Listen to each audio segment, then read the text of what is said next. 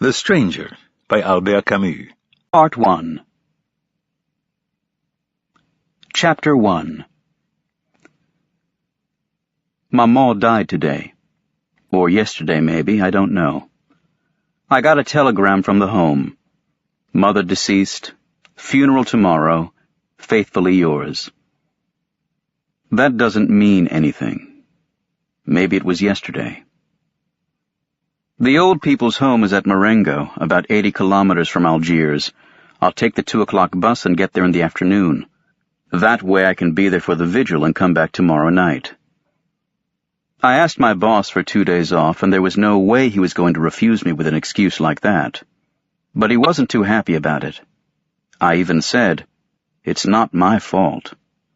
He didn't say anything. Then I thought I shouldn't have said that. After all, I didn't have anything to apologize for. He's the one who should have offered his condolences. But he probably will day after tomorrow, when he sees I'm in mourning. For now, it's almost as if Maman weren't dead. After the funeral, though, the case will be closed, and everything will have a more official feel to it. I caught the 2 o'clock bus. It was very hot. I ate at the restaurant, at Celeste's as usual. Everybody felt very sorry for me, and Celeste said, "You only have one mother." When I left, they walked me to the door.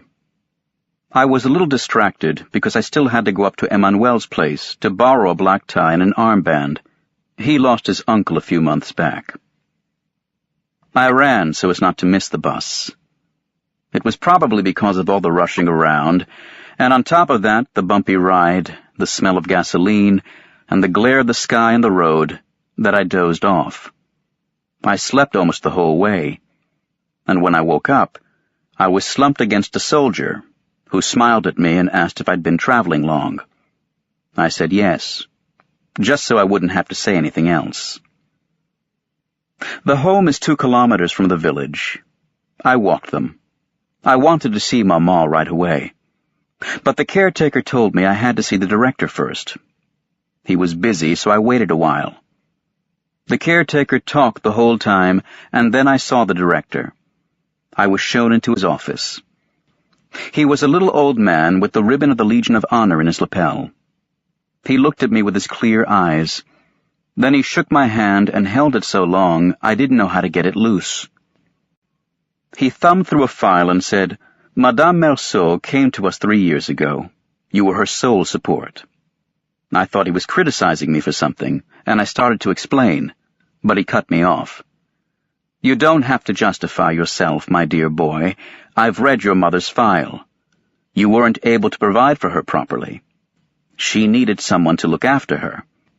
You earn only a modest salary, and the truth of the matter is, she was happier here."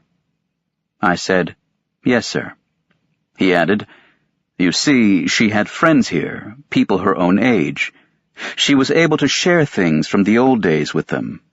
You're young, and it must have been hard for her with you." It was true. When she was at home with me, Maman used to spend her time following me with her eyes, not saying a thing. For the first few days she was at the home, she cried a lot, but that was because she wasn't used to it.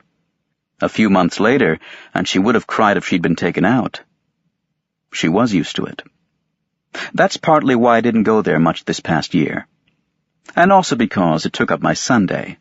Not to mention the trouble of getting to the bus, buying tickets, and spending 2 hours traveling.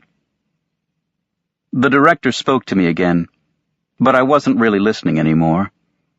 Then he said, "I suppose you'd like to see your mother." I got up without saying anything, and he led the way to the door. On the way downstairs, he explained, "We've moved her to our little mortuary, so as not to upset the others. Whenever one of the residents dies, the others are a bit on edge for the next 2 or 3 days, and that makes it difficult to care for them." We crossed a courtyard where there were lots of old people chatting in little groups. As we went by, the talking would stop, and then the conversation would start up again behind us. The sound was like the muffled jabber of parakeets. The director stopped at the door of a small building. I'll leave you now, Monsieur Merceau. If you need me for anything, I'll be in my office. As is usually the case, the funeral is set for 10 o'clock in the morning. This way you'll be able to keep vigil over the departed. One last thing. It seems your mother often expressed to her friends her desire for a religious burial. I've taken the liberty of making the necessary arrangements, but I wanted to let you know. I thanked him. While not an atheist, Mama had never in her life given a thought to religion. I went in. It was a very bright, whitewashed room with a skylight for a roof.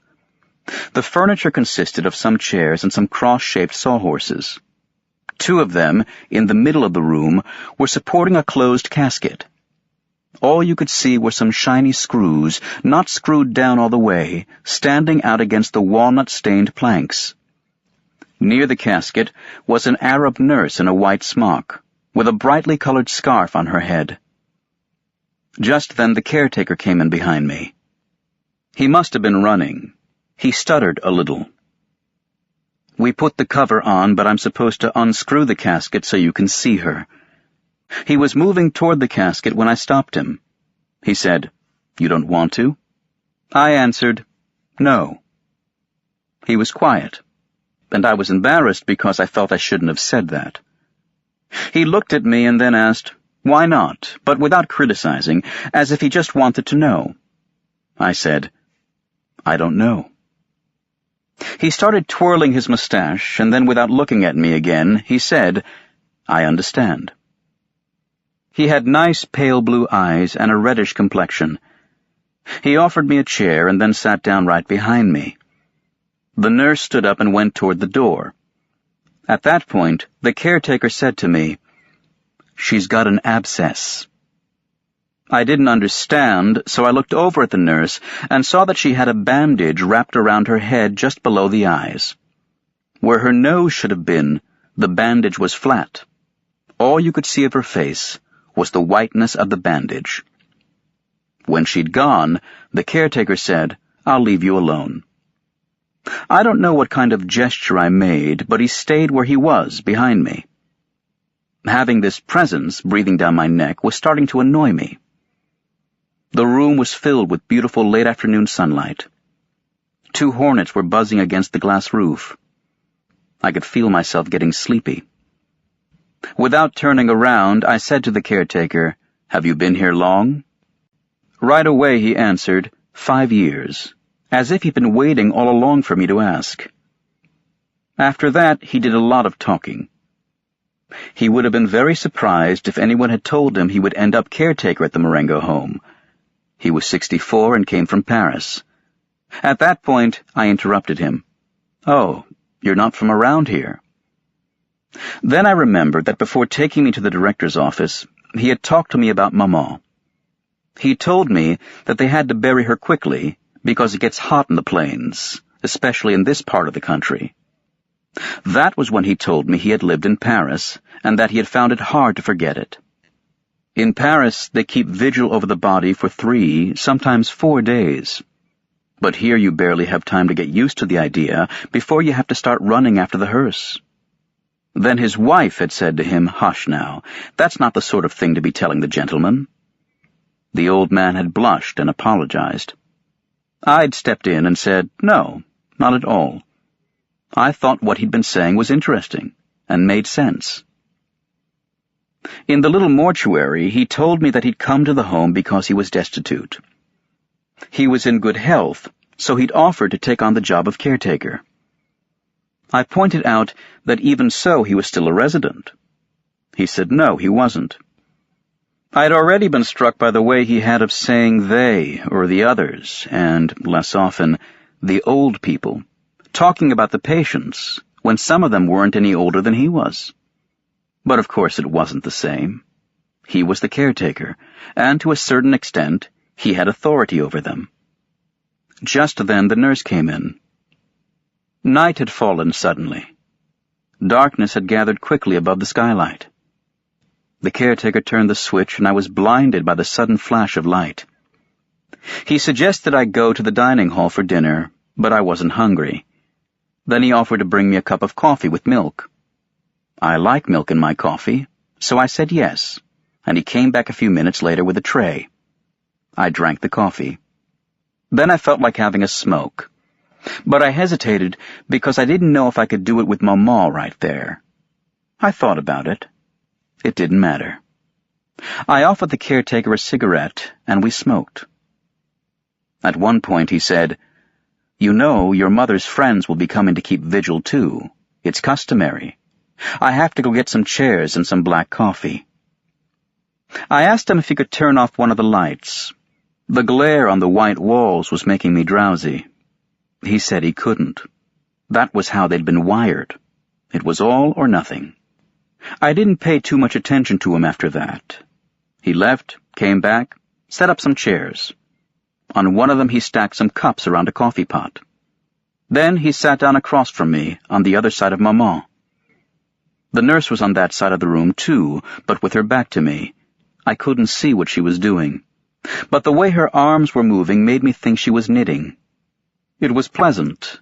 The coffee had warmed me up, and the smell of flowers on the night air was coming through the open door.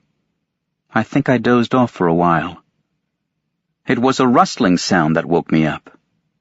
Because I'd had my eyes closed, the whiteness of the room seemed even brighter than before. There wasn't a shadow anywhere in front of me, and every object, every angle and curve stood out so sharply it made my eyes hurt. That's when Mama's friends came in. There were about 10 in all, and they floated into the blinding light without a sound. They sat down without a single chair creaking. I saw them more clearly than I had ever seen anyone, and not one detail of their faces or their clothes escaped me. But I couldn't hear them, and it was hard for me to believe they really existed. Almost all the women were wearing aprons, and the strings, which were tied tight around their waists, made their bulging stomachs stick out even more. I'd never noticed what huge stomachs old women can have. Almost all the men were skinny and carried canes. What struck me most about their faces was that I couldn't see their eyes, just a faint glimmer in a nest of wrinkles. When they'd sat down, most of them looked at me and nodded awkwardly, their lips sucked in by their toothless mouths, so that I couldn't tell if they were greeting me or if it was just a nervous tic. I think they were greeting me. It was then that I realized they were all sitting across from me, nodding their heads, grouped around the caretaker. For a second, I had the ridiculous feeling that they were there to judge me. Soon one of the women started crying. She was in the second row, hidden behind one of her companions, and I couldn't see her very well. She was crying softly, steadily, in little sobs.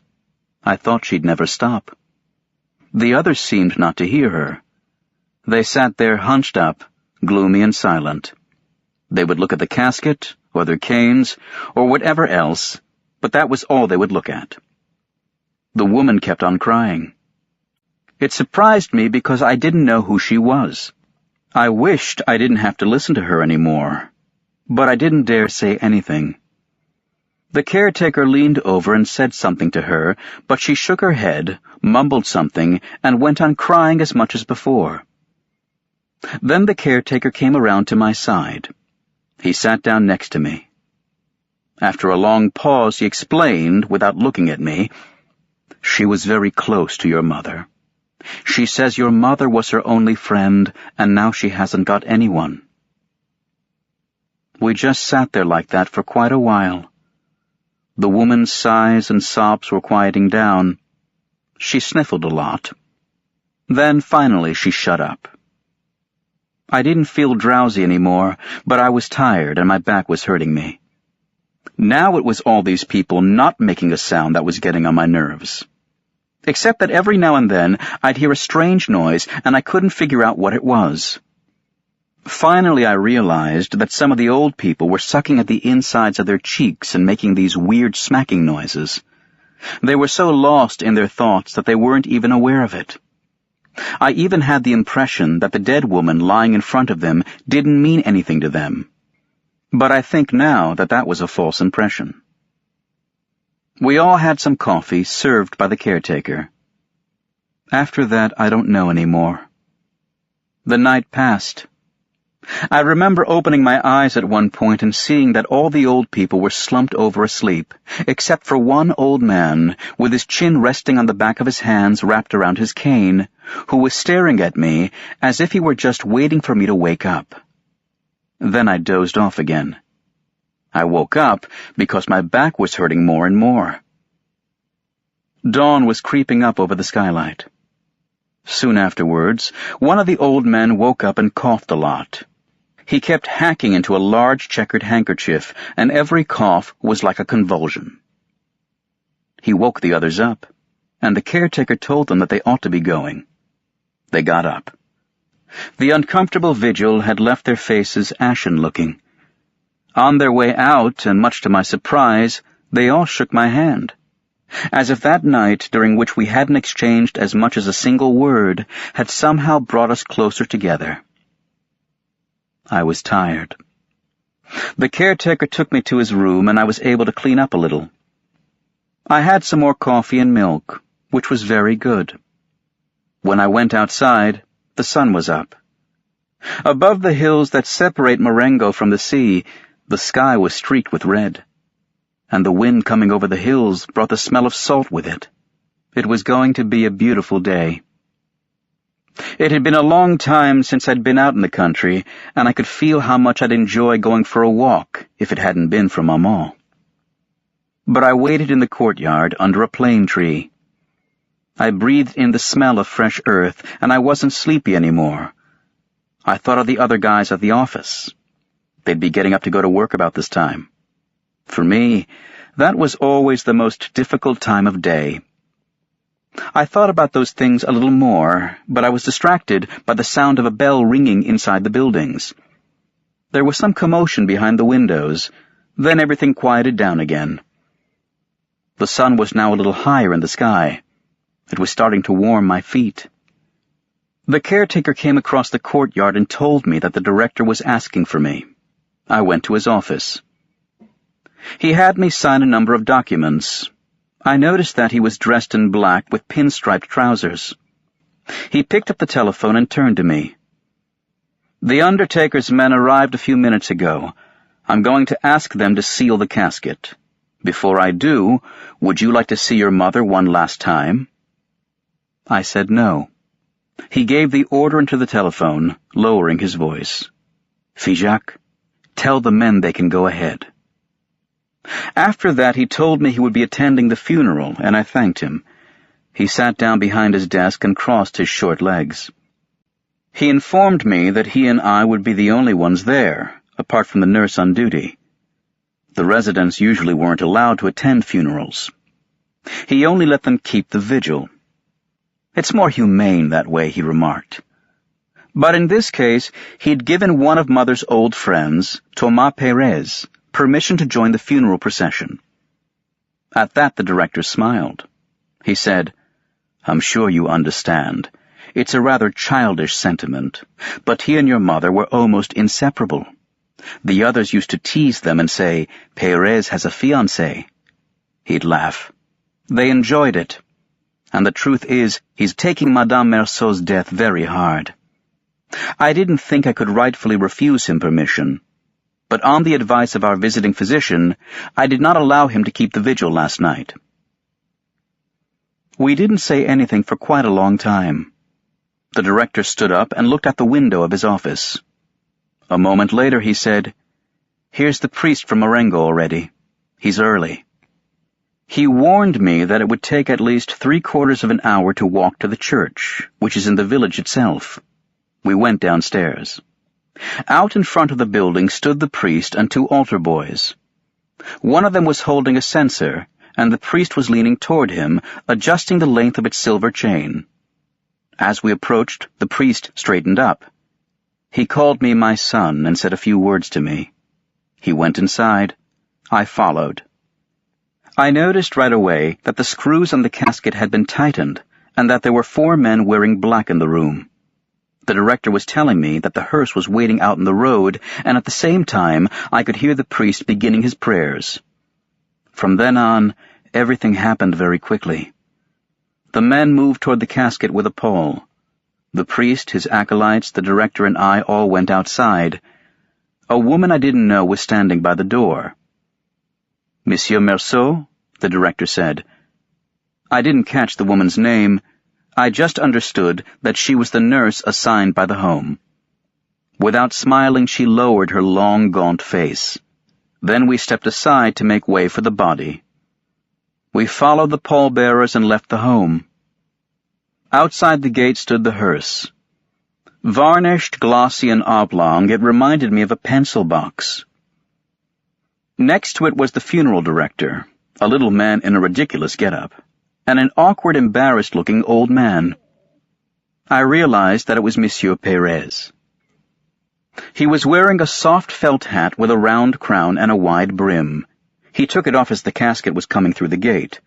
A suit with trousers that were corkscrewed down around his ankles, and a black tie with a knot that was too small for the big white collar of his shirt. His lips were trembling below a nose dotted with blackheads.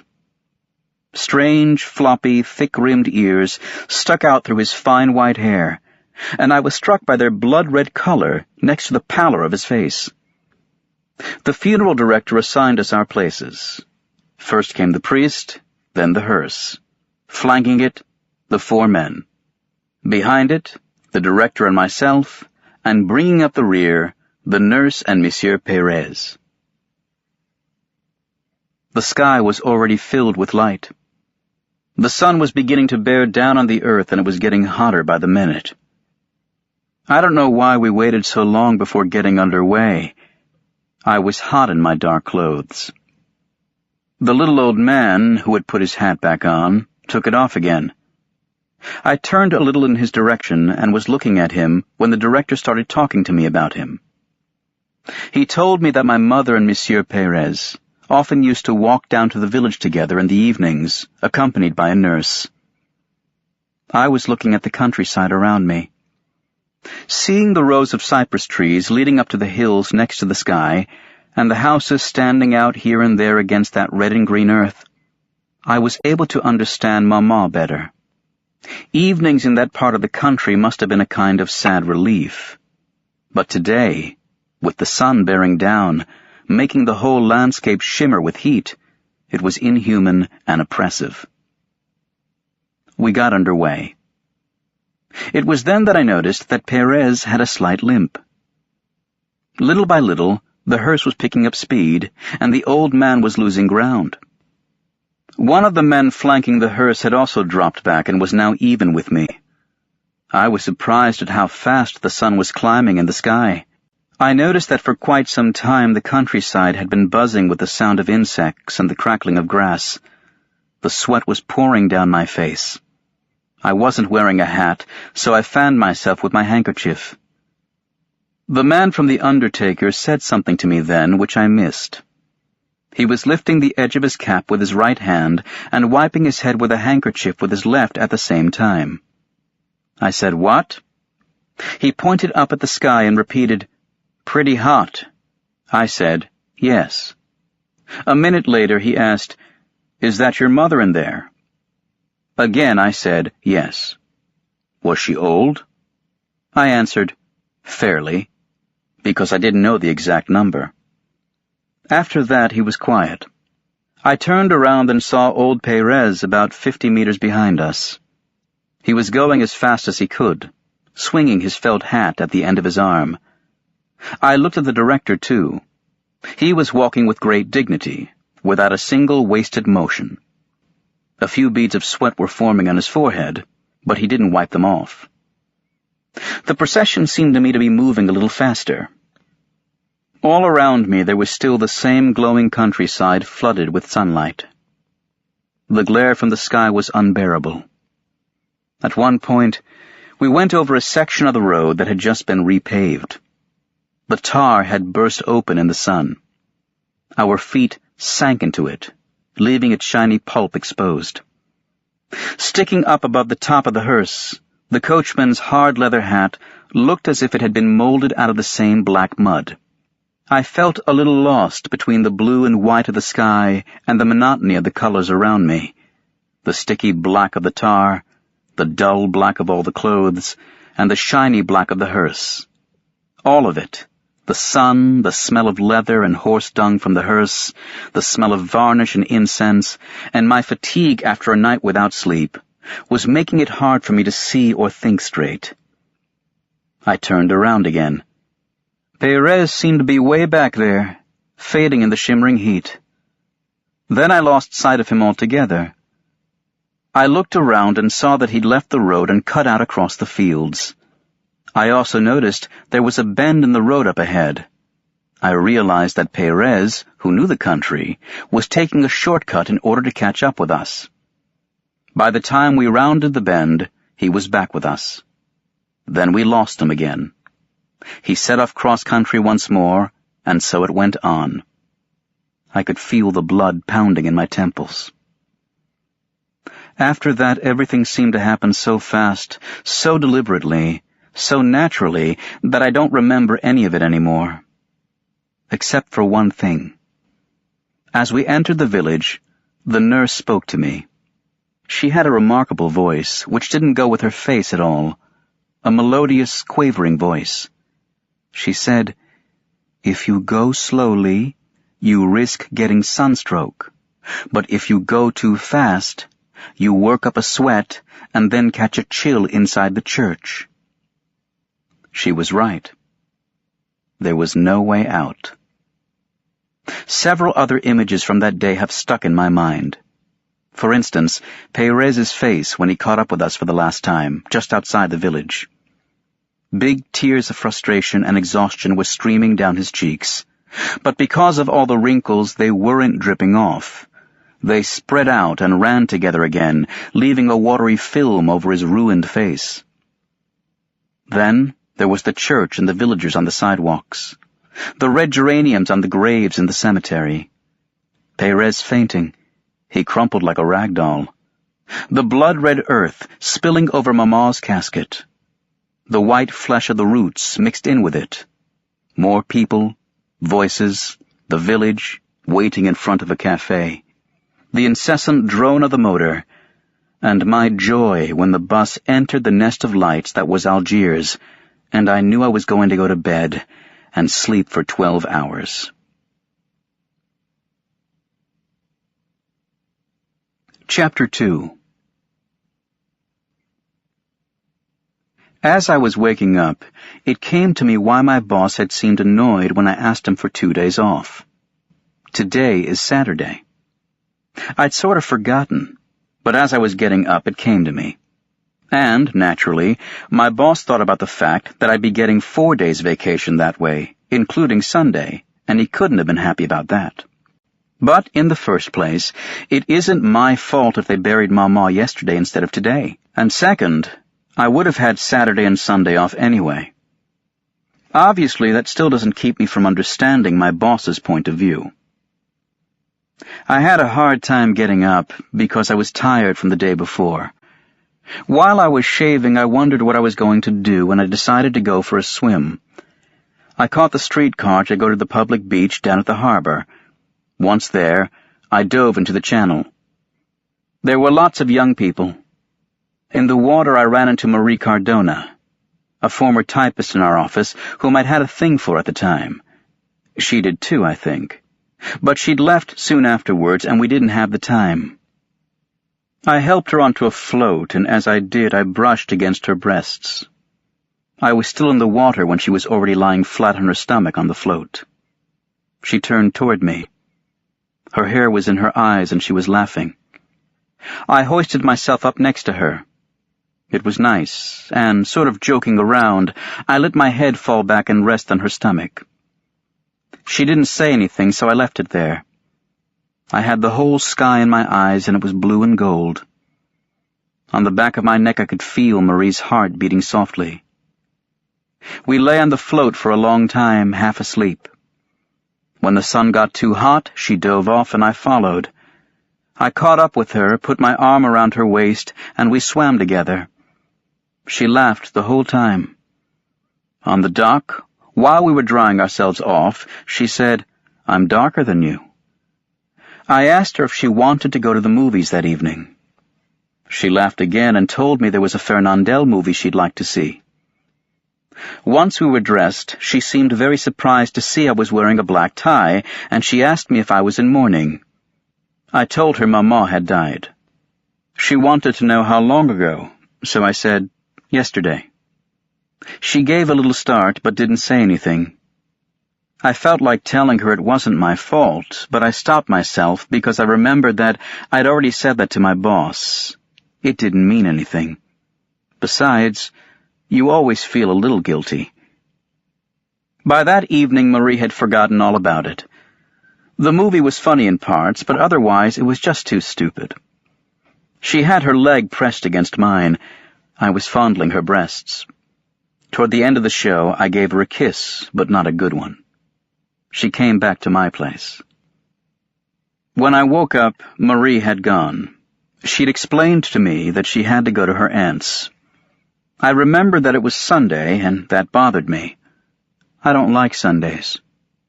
So I rolled over, tried to find the salty smell Marie's hair had left on the pillow, and slept until 10. Then I smoked a few cigarettes, still in bed, till noon. I didn't feel like having lunch at Celeste's like I usually did because they'd be sure to ask questions, and I don't like that. I fixed myself some eggs and ate them out of the pan, without bread, because I didn't have any left, and I didn't feel like going downstairs to buy some. After lunch, I was a little bored, and I wandered around the apartment. It was just the right size when Mama was here. Now it's too big for me, and I've had to move the dining room table into my bedroom. I live in just one room now, with some saggy straw chairs, a wardrobe whose mirror has gone yellow, a dressing table, and a brass bed. I've let the rest go. A little later, just for something to do, I picked up an old newspaper and read it. I cut out an advertisement for Crucian salts and stuck it in an old notebook where I put things from the papers that interest me. I also washed my hands, and then I went out onto the balcony. My room looks out over the main street in the neighborhood. It was a beautiful afternoon. Yet the pavement was wet and slippery, and what few people there were in a hurry. First, it was families out for a walk. 2 little boys in sailor suits, with trousers below the knees, looking a little cramped in their stiff clothes, and a little girl with a big pink bow and black patent leather shoes. Behind them, an enormous mother, in a brown silk dress, and the father, a rather frail little man I know by sight. He had on a straw hat and a bow tie and was carrying a walking stick. Seeing him with his wife, I understood why people in the neighborhood said he was distinguished. A little later, the local boys went by, hair greased back, red ties, tight-fitting jackets, with embroidered pocket handkerchiefs and square-toed shoes. I thought they must be heading to the movies in town. That was why they were leaving so early and hurrying toward the streetcar, laughing loudly. After them, the street slowly emptied out. The matinees had all started, I guess. The only ones left were the shopkeepers and the cats.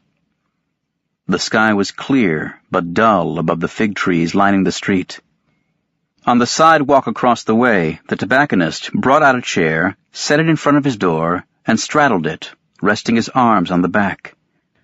The streetcars, packed a few minutes before, were almost empty. In the little café Chez Pierrot, next door to the tobacconist's, the waiter was sweeping up the sawdust in the deserted restaurant inside. It was Sunday, all right. I turned my chair around and set it down like the tobacconist's, because I found that it was more comfortable that way. I smoked a couple of cigarettes, went inside to get a piece of chocolate, and went back to the window to eat it. Soon after that, the sky grew dark, and I thought we were in for a summer storm. Gradually, though, it cleared up again. But the passing clouds had left a hint of rain hanging over the street, which made it look darker. I sat there for a long time and watched the sky. At 5 o'clock, some streetcars pulled up, clanging away. They were bringing back gangs of fans from the local soccer stadium. They were crowded onto the running boards and hanging from the handrails. The streetcars that followed brought back the players, whom I recognized by their little athletic bags. They were shouting and singing at the tops of their lungs that their team would never die. Several of them waved to me. One of them even yelled up to me, "We beat 'em!" And I nodded, as if to say yes. From then on, there was a steady stream of cars. The sky changed again. Above the rooftops, the sky had taken on a reddish glow, and with evening coming on, the streets came to life. People were straggling back from their walks. I recognized the distinguished little man among the others. Children were either crying or lagging behind. Almost all at once, moviegoers spilled out of the neighborhood theaters into the street. The young men among them were gesturing more excitedly than usual, and I thought they must have seen an adventure film. The ones who had gone to the movies in town came back a little later. They looked more serious. They were still laughing, but only now and then, and they seemed tired and dreamy. But they hung around anyway, walking up and down the sidewalk across the street. The local girls, bareheaded, were walking arm in arm. The young men had made sure they would have to bump right into them, and then they would make cracks. The girls giggled and turned their heads away. Several of the girls, whom I knew, waved to me. Then the street lamps came on all of a sudden, and made the first stars appearing in the night sky grow dim. I felt my eyes getting tired from watching the street filled with so many people and lights. The street lamps were making the pavement glisten, and the light from the streetcars would glint off someone's shiny hair, or off a smile, or a silver bracelet. Soon afterwards, with the streetcars running less often and the sky already blue above the trees and the lamps, the neighborhood emptied out, almost imperceptibly, until the first cat slowly made its way across the now deserted street. Then I thought maybe I ought to have some dinner. My neck was a little stiff from resting my chin on the back of the chair for so long. I went downstairs to buy some bread and spaghetti, did my cooking, and ate standing up. I wanted to smoke a cigarette at the window, but the air was getting colder and I felt a little chilled. I shut my windows, and as I was coming back, I glanced at the mirror and saw a corner of my table with my alcohol lamp next to some pieces of bread. It occurred to me that anyway one more Sunday was over, that Mama was buried now, that I was going back to work, and that really nothing had changed. Chapter 3. I worked hard at the office today. The boss was nice. He asked me if I wasn't too tired, and he also wanted to know Maman's age. I said about 60, so as not to make a mistake. And I don't know why, but he seemed to be relieved somehow and to consider the matter closed. There was a stack of freight invoices that had piled up on my desk, and I had to go through them all. Before leaving the office to go to lunch, I washed my hands. I really like doing this at lunchtime. I don't enjoy it so much in the evening, because the roller towel you use is soaked through. One towel has to last all day. I mentioned it once to my boss. He told me he was sorry, but it was really a minor detail. I left a little late at 12:30 with Emmanuel, who works as a dispatcher. The office overlooks the sea, and we took a minute to watch the freighters in the harbor, which was ablaze with sunlight. Then a truck came toward us with its chains rattling and its engine backfiring. Emmanuel said, "How about it?" And I started running. The truck passed us and we ran after it. I was engulfed by the noise and the dust. I couldn't see anything, and all I was conscious of was the sensation of hurtling forward in a mad dash through cranes and winches, masts bobbing on the horizon, and the hulls of ships alongside us as we ran. I was first to grab hold and take a flying leap. Then I reached out and helped Emmanuel scramble up. We were out of breath. The truck was bumping around on the uneven cobblestones of the quay in a cloud of dust and sun. Emmanuel was laughing so hard he could hardly breathe. We arrived at Céleste's, dripping with sweat. Céleste was there, as always, with his big belly, his apron, and his white mustache. He asked me if things were all right now. I told him yes they were and said I was hungry. I ate fast and had some coffee. Then I went home and slept for a while because I'd drunk too much wine, and when I woke up I felt like having a smoke. It was late and I ran to catch a streetcar. I worked all afternoon. It got very hot in the office, and that evening, when I left, I was glad to walk back slowly along the docks. The sky was green. I felt good. But I went straight home because I wanted to boil myself some potatoes.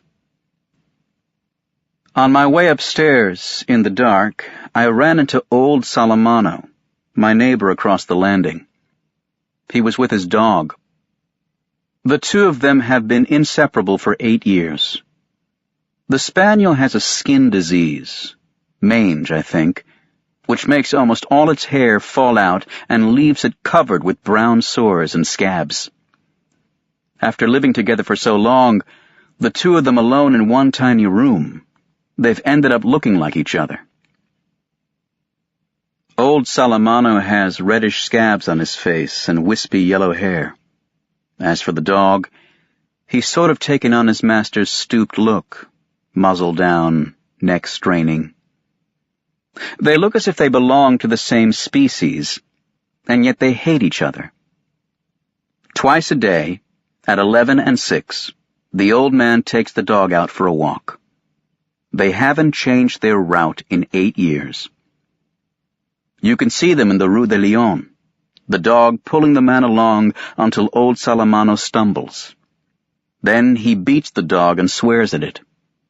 The dog cowers and trails behind. Then it's the old man who pulls the dog. Once the dog has forgotten, it starts dragging its master along again, and again gets beaten and sworn at.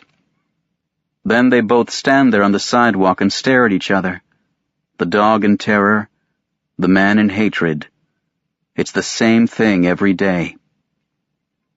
When the dog wants to urinate, the old man won't give him enough time and yanks at him, so that the spaniel leaves behind a trail of little drops. If the dog has an accident in the room, it gets beaten again. This has been going on for 8 years. Céleste is always saying it's pitiful, but really, who's to say? When I ran into him on the stairs, Salamana was swearing away at the dog. He was saying, "Filthy, stinking bastard," and the dog was whimpering. I said good evening, but the old man just went on cursing. So I asked him what the dog had done. He didn't answer. All he said was filthy, stinking bastard. I could barely see him leaning over his dog, trying to fix something on its collar. I spoke louder. Then, without turning around, he answered with a kind of suppressed rage. "He's always there." Then he left, yanking at the animal, which was letting itself be dragged along, whimpering. Just then my other neighbor came in. The word around the neighborhood is that he lives off women, but when you ask him what he does, he's a warehouse guard. Generally speaking, he's not very popular. But he often talks to me and sometimes stops by my place for a minute because I listen to him. I find what he has to say interesting. Besides, I don't have any reason not to talk to him. His name is Raymond Santez. He's a little on the short side, with broad shoulders and a nose like a boxer's. He always dresses very sharp. And once he said to me, talking about Salamano, "If that isn't pitiful." He asked me, didn't I think it was disgusting, and I said no. We went upstairs, and I was about to leave him when he said, "I've got some blood sausage and some wine at my place. How about joining me?" I figured it would save me the trouble of having to cook for myself, so I accepted. He has only one room, too, and the little kitchen with no window. Over his bed, he has a pink and white plaster angel, some pictures of famous athletes, and 2 or 3 photographs of naked women. The room was dirty and the bed was unmade. First he lit his paraffin lamp, then he took a pretty dubious-looking bandage out of his pocket and wrapped it around his right hand. I asked him what he'd done to it. He said he'd been in a fight with some guy who was trying to start trouble. "You see, Monsieur Merceau," he said, "it's not that I'm a bad guy, but I have a short fuse. This guy says to me, 'If you're man enough, you'll get down off that streetcar.' I said, 'Come on, take it easy.' Then he said, 'You're yellow.' So I got off and I said to him, 'I think you better stop right there or I'm going to have to teach you a lesson.' And he said, 'You and who else?' So I let him have it. He went down. I was about to help him up, but he started kicking me from there on the ground. So I kneed him one and slugged him a couple of times. His face was all bloody. I asked him if he'd had enough. He said yes." All this time, Santez was fiddling with his bandage. I was sitting on the bed. He said, "So you see, I wasn't the one who started it. He was asking for it."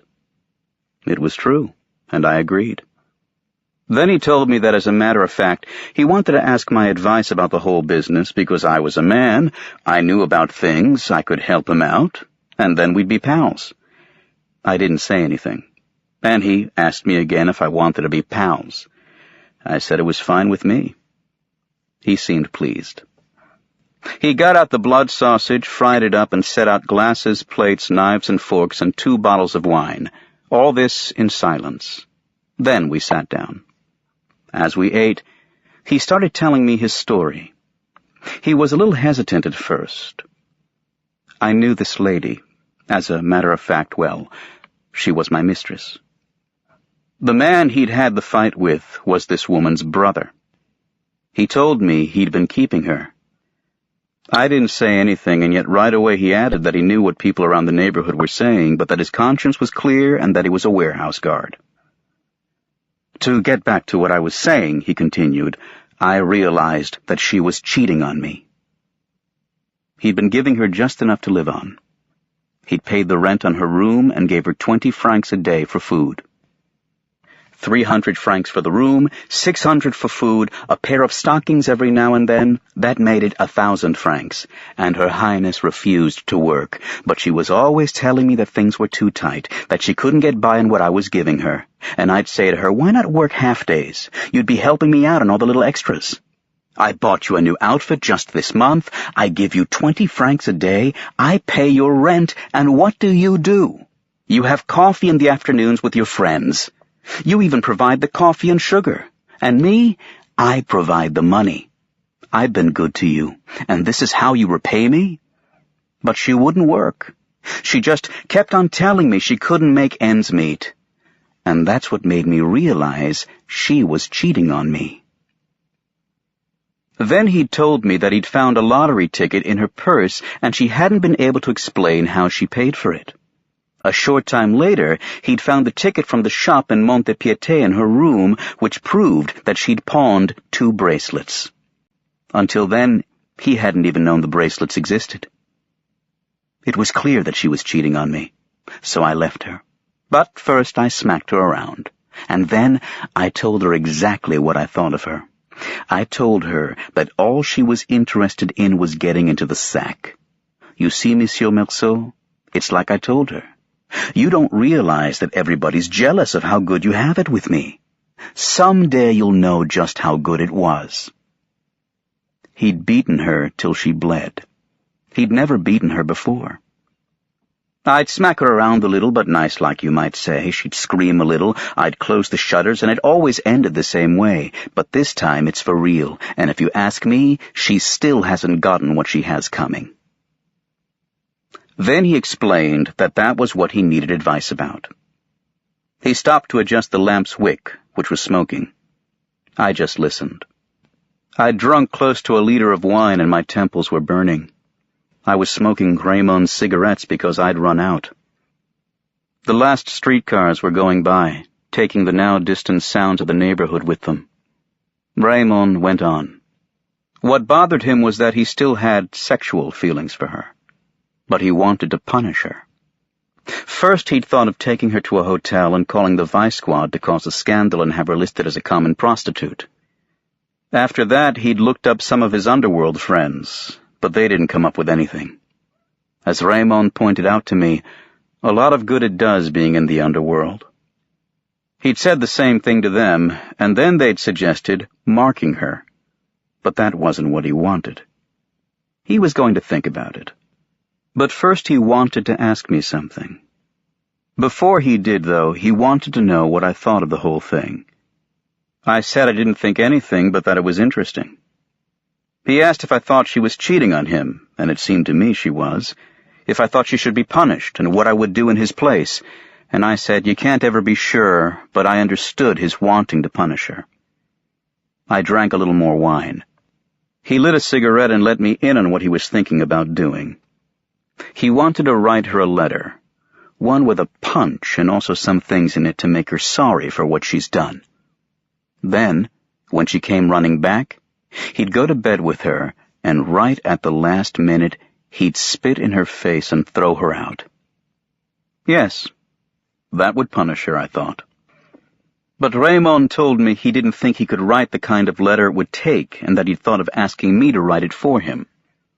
Since I didn't say anything, he asked me if I'd mind doing it right then, and I said no. He downed a glass of wine and then stood up. He pushed aside the plates and the little bit of cold sausage we'd left. He carefully wiped the oilcloth covering the table. Then from a drawer in his night table, he took out a sheet of paper, a yellow envelope, a small red pen box, and a square bottle with purple ink in it. When he told me the woman's name, I realized she was Moorish. I wrote the letter. I did it just as it came to me, but I tried my best to please Raymond because I didn't have any reason not to please him. Then I read it out loud. He listened, smoking and nodding his head. Then he asked me to read it again. He was very pleased. He said, I could tell you knew about these things. I didn't notice at first, but he had stopped calling me monsieur. It was only when he announced, now you're a pal, Merceau, and said it again, that it struck me. He repeated his remark, and I said, yes. I didn't mind being his pal, and he seemed set on it. He sealed the letter, and we finished off the wine. Then we sat and smoked for a while without saying anything. Outside, everything was quiet. We heard the sound of a car passing. I said, it's late. Raymond thought so too. He remarked how quickly the time passed, and in a way it was true. I felt sleepy, but it was hard for me to get up. I must have looked tired, because Raymond told me not to let things get to me. At first I didn't understand. Then he explained that he'd heard about Maman's death, but that it was one of those things that was bound to happen sooner or later. I thought so too. I got up. Raymond gave me a very firm handshake and said that men always understand each other. I left his room, closing the door behind me, and paused for a minute in the dark on the landing. The house was quiet, and a breath of dark, dank air wafted up from deep in the stairwell. All I could hear was the blood pounding in my ears. I stood there, motionless, and in old Salamano's room, the dog whimpered softly. Chapter 4. I worked hard all week. Raymond stopped by and told me he'd sent the letter. I went to the movies twice with Emmanuel, who doesn't always understand what's going on the screen, so you have to explain things to him. Yesterday was Saturday, and Marie came over as we'd planned. I wanted her so bad when I saw her in that pretty red and white striped dress and leather sandals. You could make out the shape of her firm breasts, and her tan made her face look like a flower. We caught a bus and went a few kilometers outside Algiers, to a beach with rocks on either end, bordered by shore grass on the land side. The 4 o'clock sun wasn't too hot, but the water was warm, with slow, gently lapping waves. Marie taught me a game. As you swam, you had to skim off the foam from the crest of the waves with your mouth, hold it there, then roll over on your back and spout it out toward the sky. This made a delicate froth which disappeared into the air or fell back in a warm spray over my face. But after a while my mouth was stinging with the salty bitterness. Then Marie swam over to me and pressed herself against me in the water. She put her lips on mine. Her tongue cooled my lips, and we tumbled in the waves for a moment. When we'd gotten dressed again on the beach, Marie looked at me with her eyes sparkling. I kissed her. We didn't say anything more from that point on. I held her to me, and we hurried to catch a bus, get back, go to my place, and throw ourselves onto my bed. I'd left my window open, and the summer night air flowing over our brown bodies felt good. That morning Marie stayed, and I told her that we would have lunch together. I went downstairs to buy some meat. On my way back upstairs, I heard a woman's voice in Raymond's room. A little later, old Salamano growled at his dog. We heard the sound of footsteps and claws on the wooden stairs, and then, lousy, stinking bastard, and they went down into the street. I told Marie all about the old man, and she laughed. She was wearing a pair of my pajamas with the sleeves rolled up. When she laughed, I wanted her again. A minute later, she asked me if I loved her. I told her it didn't mean anything, but that I didn't think so. She looked sad. But as we were fixing lunch, and for no apparent reason, she laughed in such a way that I kissed her.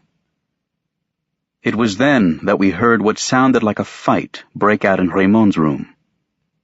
First we heard a woman's shrill voice, and then Raymond saying, you used me, I'll teach you to use me." There were some thuds, and the woman screamed, but in such a terrifying way that the landing immediately filled with people. Marie and I went to see, too. The woman was still shrieking, and Raymond was still hitting her. Marie said it was terrible, and I didn't say anything. She asked me to go find a policeman, but I told her I didn't like cops. One showed up anyway with the tenant from the 3rd floor, who's a plumber. The cop knocked on the door, and we couldn't hear anything anymore. He knocked harder, and after a minute, the woman started crying, and Raymond opened the door. He had a cigarette in his mouth and an innocent look on his face. The girl rushed to the door and told the policeman that Raymond had hit her. "What's your name?" the cop said. Raymond told him.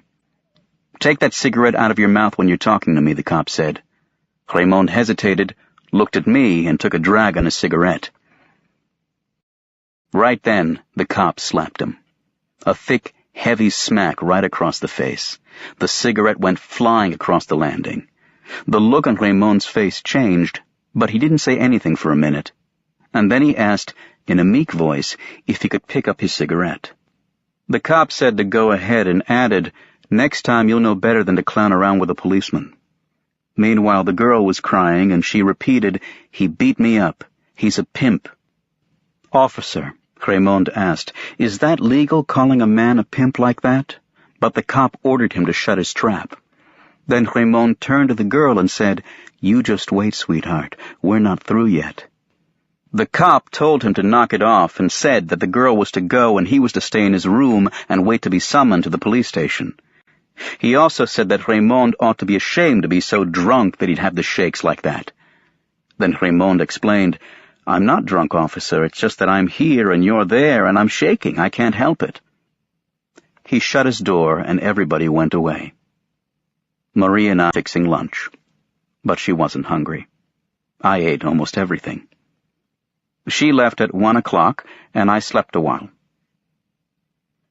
Around 3 o'clock there was a knock on my door, and Raymond came in. I didn't get up. He sat down on the edge of my bed. He didn't say anything for a minute, and I asked him how it had all gone. He told me that he'd done what he wanted to do, but that she'd slapped him, and so he'd beaten her up. I'd seen the rest. I told him it seemed to me that she'd gotten her punishment now, and he ought to be happy. He thought so too, and he pointed out that the cop could do anything he wanted. It wouldn't change the fact that she'd gotten her beating. He added that he knew all about cops and how to handle them. Then he asked me if I'd expected him to hit the cop back. I said I wasn't expecting anything, and besides, I didn't like cops. Raymond seemed pretty happy. He asked me if I wanted to go for a walk with him. I got up and started combing my hair. He told me that I'd have to act as a witness for him. It didn't matter to me, but I didn't know what I was supposed to say. According to Raymond, all I had to do was to state that the girl had cheated on him. I agreed to act as a witness for him. We went out and Raymond bought me a brandy. Then he wanted to shoot a game of pool, and I just barely lost. Afterwards, he wanted to go to a whorehouse, but I said no because I don't like that. So we took our time getting back, him telling me how glad he was that he'd been able to give the woman what she deserved. I found him very friendly with me, and I thought it was a nice moment.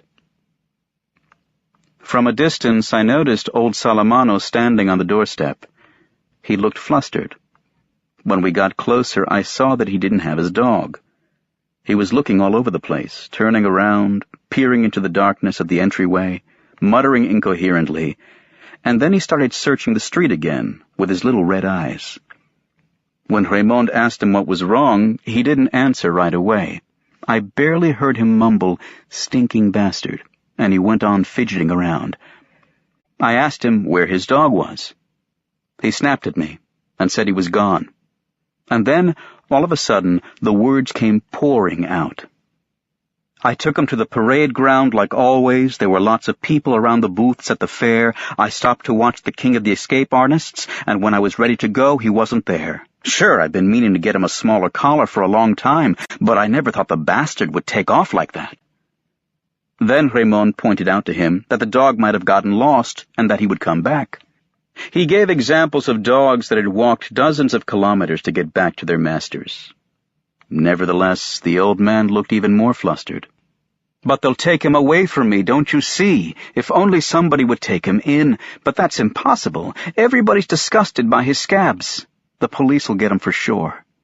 So I told him he should go to the pound and they'd give the dog back to him after he paid a fee. He asked me if it was a big fee. I didn't know. Then he got mad. "Pay money for that bastard? Ha! He can damn well die." And he started cursing the dog. Raymond laughed and went inside. I followed him and we parted upstairs on the landing. A minute later I heard the old man's footsteps and he knocked on my door. When I opened it, he stood in the doorway for a minute and said, "Excuse me, excuse me." I asked him to come in, but he refused. He was looking down at the tips of his shoes, and his scabby hands were trembling. Without looking up at me, he asked, "They're not going to take him away from me, are they, Monsieur Meursault? They'll give him back to me. Otherwise, what's going to happen to me?" I told him that the pound kept dogs for 3 days so that their owners could come and claim them, and that after that, they did with them as they saw fit. He looked at me in silence. Then he said good night. He shut his door, and I heard him pacing back and forth. His bed creaked. And from the peculiar little noise coming through the partition, I realized he was crying. For some reason, I thought of Maman. But I had to get up early the next morning. I wasn't hungry, and I went to bed without any dinner. Chapter 5. Raymond called me at the office. He told me that a friend of his, he'd spoken to him about me, had invited me to spend the day Sunday at his little beach house, near Algiers. I said I'd really like to, but I'd promised to spend the day with a girlfriend. Raymond immediately told me that she was invited too. His friend's wife would be very glad not to be alone with a bunch of men. I wanted to hang up right away because I know the boss doesn't like people calling us from town. But Raymond asked me to hang on and told me he could have passed on the invitation that evening, but he had something else to tell me. He'd been followed all day by a group of Arabs, one of whom was the brother of his former mistress. "If you see him hanging around the building when you get home this evening, let me know." I said I would. A little later my boss sent for me, and for a second I was annoyed because I thought he was going to tell me to do less talking on the phone and more work. But that wasn't it at all. He told me he wanted to talk to me about a plan of his that was still pretty vague. He just wanted to have my opinion on the matter. He was planning to open an office in Paris, which would handle his business directly with the big companies, on the spot, and he wanted to know how I felt about going there. I'd be able to live in Paris and to travel around for part of the year as well. You're young, and it seems to me it's the kind of life that would appeal to you. I said yes, but that really it was all the same to me. Then he asked me if I wasn't interested in a change of life. I said that people never change their lives, that in any case one life was as good as another, and that I wasn't dissatisfied with mine here at all. He looked upset and told me that I never gave him a straight answer, that I had no ambition, and that was disastrous in business. So I went back to work. I would rather not have upset him, but I couldn't see any reason to change my life. Looking back on it, I wasn't unhappy. When I was a student, I had lots of ambitions like that. But when I had to give up my studies, I learned very quickly that none of it really mattered. That evening, Marie came by to see me and asked me if I wanted to marry her. I said it didn't make any difference to me, and that we could if she wanted to. Then she wanted to know if I loved her. I answered the same way I had the last time, that it didn't mean anything, but that I probably didn't love her. So why marry me then, she said. I explained to her that it didn't really matter, and that if she wanted to, we could get married. Besides, she was the one who was doing the asking, and all I was saying was yes. Then she pointed out that marriage was a serious thing. I said no. She stopped talking for a minute and looked at me without saying anything. Then she spoke. She just wanted to know if I would have accepted the same proposal from another woman, with whom I was involved in the same way. I said sure. Then she said she wondered if she loved me, and there was no way I could know about that. After another moment's silence, she mumbled that I was peculiar, that was probably why she loved me, but that one day I might hate her for the same reason. I didn't say anything, because I didn't have anything to add. So she took my arm with a smile and said she wanted to marry me. I said we could do it whenever she wanted. Then I told her about my boss's proposition, and she said she'd love to see Paris. I told her that I'd lived there once, and she asked me what it was like. I said it's dirty. Lots of pigeons and dark courtyards. Everybody's pale. Then we went for a walk through the main streets to the other end of town. The women were beautiful, and I asked Marie if she'd noticed. She said yes, and that she understood what I meant. For a while, neither of us said anything. But I wanted her to stay with me, and I told her we could have dinner together at Céleste's. She would have liked to, but she had something to do. We were near my place, and I said goodbye to her. She looked at me.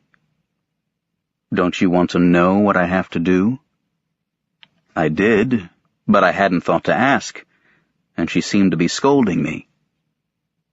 Then, seeing me so confused, she laughed again, and she moved toward me with her whole body to offer me her lips.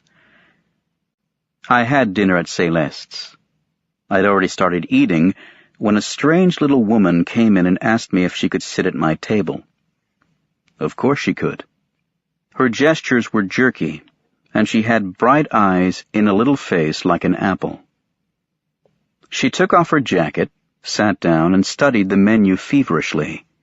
She called Céleste over and ordered her whole meal all at once, in a voice that was clear and very fast at the same time. While she was waiting for her first course, she opened her bag, took out a slip of paper and a pencil, added up the bill in advance, then took the exact amount, plus tip, out of a vest pocket and set it down on the table in front of her. At that point, the waiter brought her first course, and she gulped it down. While waiting for the next course, she again took out of her bag a blue pencil and a magazine that listed the radio programs for the week. One by one, and with great care, she checked off almost every program. Since the magazine was about a dozen pages long, she meticulously continued this task throughout the meal. I had already finished, and she was still checking away with the same zeal. Then she stood up, put her jacket back on with the same robot-like movements, and left. I didn't have anything to do, so I left too and followed her for a while. She had positioned herself right next to the curb and was making her way with incredible speed and assurance, never once swerving or looking around. I eventually lost sight of her and turned back. I thought about how peculiar she was, but forgot about her a few minutes later. I found old Salamano waiting outside my door. I asked him in, and he told me that his dog was lost, because it wasn't at the pound. The people who worked there had told him that maybe it had been run over. He asked if he could find out at the police station. They told him that they didn't keep track of things like that because they happened every day. I told old Salamano that he could get another dog, but he was right to point out to me that he was used to this one. I was sitting cross-legged on my bed, and Salamano had sat down on a chair in front of the table. He was facing me, and he had both hands on his knees. He had kept his old felt hat on. He was mumbling bits and pieces of sentences through his yellowing mustache. He was getting on my nerves a little, but I didn't have anything to do, and I didn't feel sleepy. Just for something to say, I asked him about his dog. He told me he'd gotten it after his wife died. He had married fairly late. When he was young, he'd wanted to go into the theater. In the army, he used to act in military vaudevilles, but he had ended up working on the railroads, and he didn't regret it, because now he had a small pension. He hadn't been happy with his wife, but he'd pretty much gotten used to her. When she died, he had been very lonely. So he asked a shop buddy for a dog, and he'd gotten this one very young. He'd had to feed it from a bottle. But since a dog doesn't live as long as a man, they'd ended up being old together. He was bad-tempered, Salamano said. We'd have a run-in every now and then, but he was a good dog just the same. I said he was well-bred, and Salamano looked pleased. And, he added, you didn't know him before he got sick. His coat was the best thing about him. Every night and every morning after the dog had gotten that skin disease, Salamano rubbed him with ointment. But according to him, the dog's real sickness was old age, and there's no cure for old age. At that point I yawned, and the old man said he'd be going. I told him that he could stay and that I was sorry about what had happened to his dog. He thanked me. He told me that Maman was very fond of his dog. He called her, your poor mother. He said he supposed I must be very sad since Maman died, and I didn't say anything. Then he said, very quickly, and with an embarrassed look, that he realized that some people in the neighborhood thought badly of me for having sent Maman to the home, but he knew me, and he knew I loved her very much. I still don't know why, but I said that until then I hadn't realized that people thought badly of me for doing it, but that the home had seemed like the natural thing since I didn't have enough money to have Maman cared for. Anyway, I added, it had been a long time since she'd had anything to say to me, and she was bored all by herself. Yes, he said, and at least in a home you can make a few friends. Then he said good night. He wanted to sleep. His life had changed now, and he wasn't too sure what he was going to do. For the first time since I'd known him, and with a furtive gesture, he offered me his hand, and I felt the scales on his skin.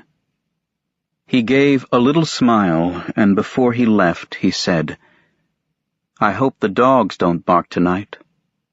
I always think it's mine.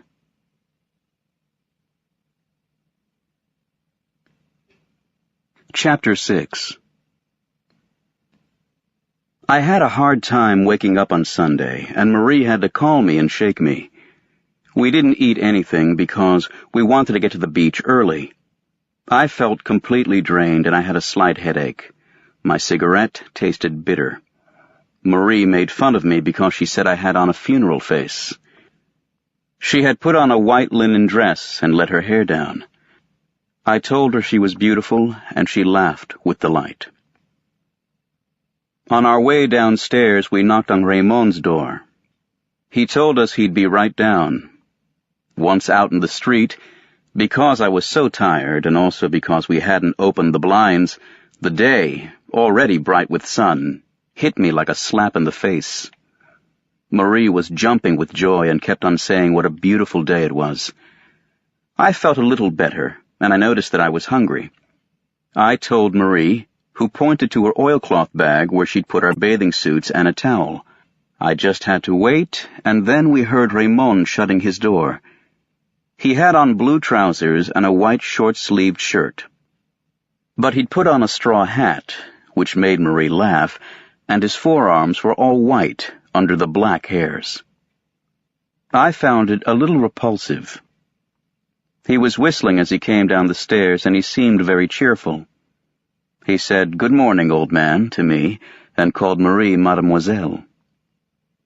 The day before, we'd gone to the police station, and I'd testified that the girl had cheated on Raymond. He'd gotten off with a warning.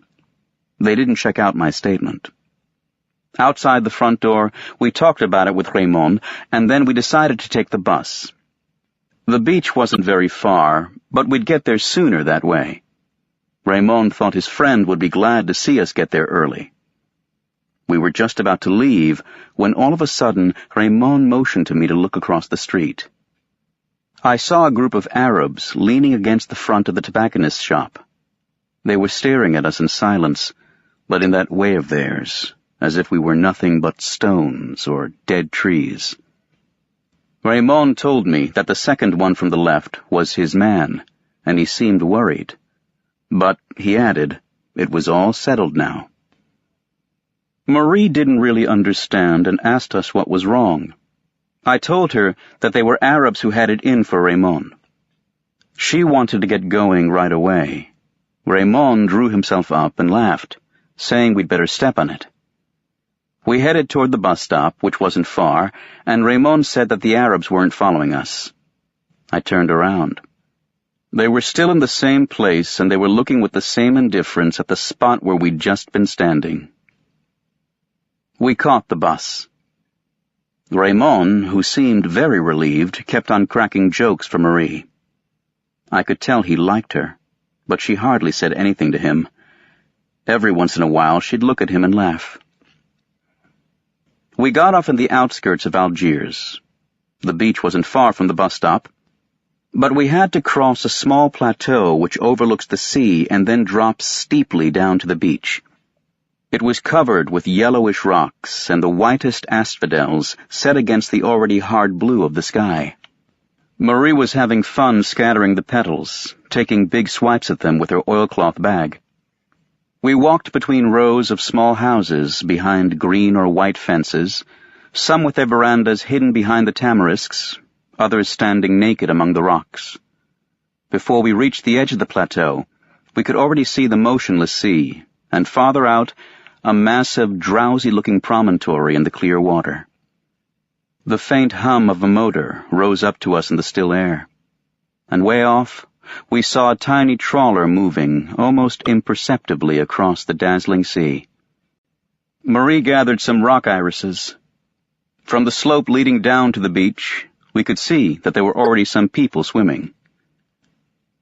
Raymond's friend lived in a little wooden bungalow at the far end of the beach.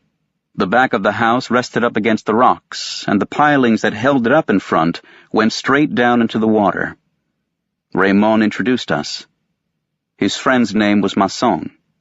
He was a big guy, very tall and broad-shouldered, with a plump, sweet little wife with a Parisian accent. Right off he told us to make ourselves at home and said that his wife had just fried up some fish he'd caught that morning. I told him how nice I thought his house was. He told me that he spent Saturdays and Sundays and all his days off there. With my wife, of course, he added. Just then his wife was laughing with Marie. For the first time, maybe, I really thought I was going to get married. Masson wanted to go for a swim, but his wife and Raymond didn't want to come. The three of us went down to the beach and Marie jumped right in. Masson and I waited a little. He spoke slowly, and I noticed that he had a habit of finishing everything he said with "and I'd even say," when really it didn't add anything to the meaning of a sentence. Referring to Marie, he said, "She's stunning, and I'd even say charming." After that, I didn't pay any more attention to this mannerism of his, because I was absorbed by the feeling that the sun was doing me a lot of good. The sand was starting to get hot underfoot. I held back the urge to get into the water a minute longer, but finally I said to Masson, "Shall we?" I dove in.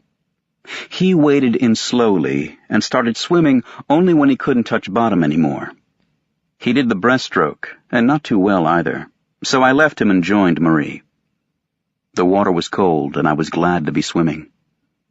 Together again, Marie and I swam out a ways, and we felt a closeness as we moved in unison, and were happy. Out in deeper water we floated on our backs, and the sun on my upturned face was drying the last of the water trickling into my mouth. We saw Masson making his way back to the beach to stretch out in the sun. From far away he looked huge. Marie wanted us to swim together. I got behind her to hold her around the waist. She used her arms to move us forward, and I did the kicking. The little splashing sound followed us through the morning air until I got tired. I left Marie and headed back, swimming smoothly and breathing easily. On the beach I stretched out on my stomach alongside Masson and put my face on the sand. I said it was nice, and he agreed. Soon afterwards Marie came back. I rolled over to watch her coming. She was glistening all over with salty water and holding her hair back. She lay down right next to me, and the combined warmth from her body and from the sun made me doze off. Marie shook me and told me that Masson had gone back up to the house, that it was time for lunch. I got up right away because I was hungry, but Marie told me I hadn't kissed her since that morning. It was true, and yet I had wanted to. "Come into the water," she said. We ran and threw ourselves into the first little waves. We swam a few strokes, and she reached out and held on to me. I felt her legs wrapped around mine, and I wanted her. When we got back, Masson was already calling us. I said I was starving, and then out of the blue he announced to his wife that he liked me. The bread was good. I devoured my share of the fish. After that, there was some meat and fried potatoes. We all ate without talking. Masson drank a lot of wine and kept filling my glass. By the time the coffee came, my head felt heavy and I smoked a lot. Masson, Raymond, and I talked about spending August together at the beach, sharing expenses. Suddenly Marie said, "Do you know what time it is? It's only 11:30. We were all surprised. But Masson said that we'd eaten very early and that it was only natural because lunchtime was whenever you were hungry. For some reason that made Marie laugh. I think she'd had a little too much to drink. Then Masson asked me if I wanted to go for a walk on the beach with him. My wife always takes a nap after lunch. Me, I don't like naps. I need to walk. I tell her all the time it's better for her health, but it's her business. Marie said she'd stay and help Madame Masson with the dishes. The little Parisienne said that first they'd have to get rid of the men. The three of us went down to the beach. The sun was shining almost directly overhead onto the sand, and the glare on the water was unbearable. There was no one left on the beach. From inside the bungalows bordering the plateau and jutting out over the water, we could hear the rattling of plates and silverware. It was hard to breathe in the rocky heat rising from the ground. At first Raymond and Masson discussed people and things I didn't know about. I gathered they'd known each other for a long time and had even lived together at one point. We headed down to the sea and walked along the water's edge.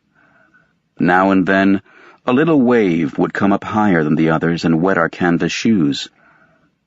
I wasn't thinking about anything, because I was half asleep from the sun beating down on my bare head. At that point, Raymond said something to Masson which I didn't quite catch.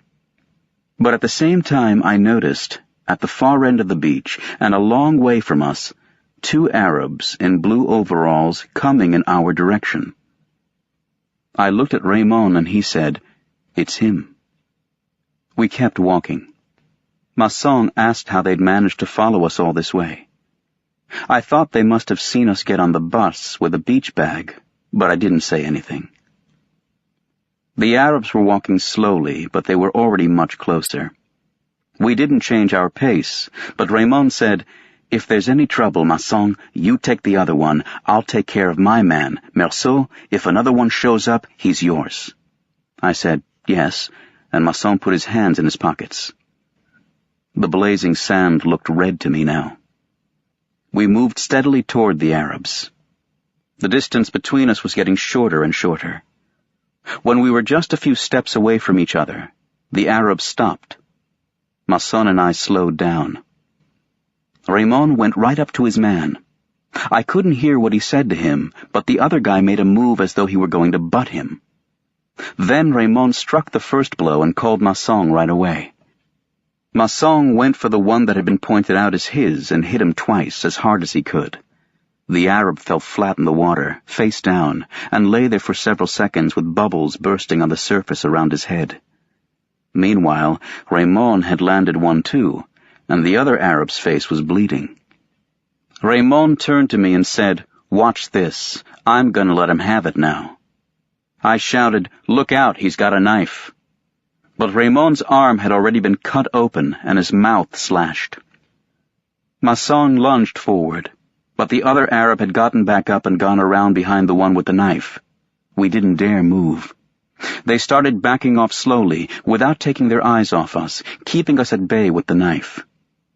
When they thought they were far enough away, they took off running as fast as they could while we stood there motionless in the sun, and Raymond clutched at his arm, dripping with blood. Masson immediately said there was a doctor who spent his Sundays up on the plateau. Raymond wanted to go see him right away, but every time he tried to talk, the blood bubbled in his mouth. We steadied him and made our way back to the bungalow as quickly as we could. Once there, Raymond said that they were only flesh wounds and that he could make it to the doctor's. He left with Masson, and I stayed to explain to the women what had happened. Madame Masson was crying and Marie was very pale. I didn't like having to explain to them, so I just shut up, smoked a cigarette, and looked at the sea.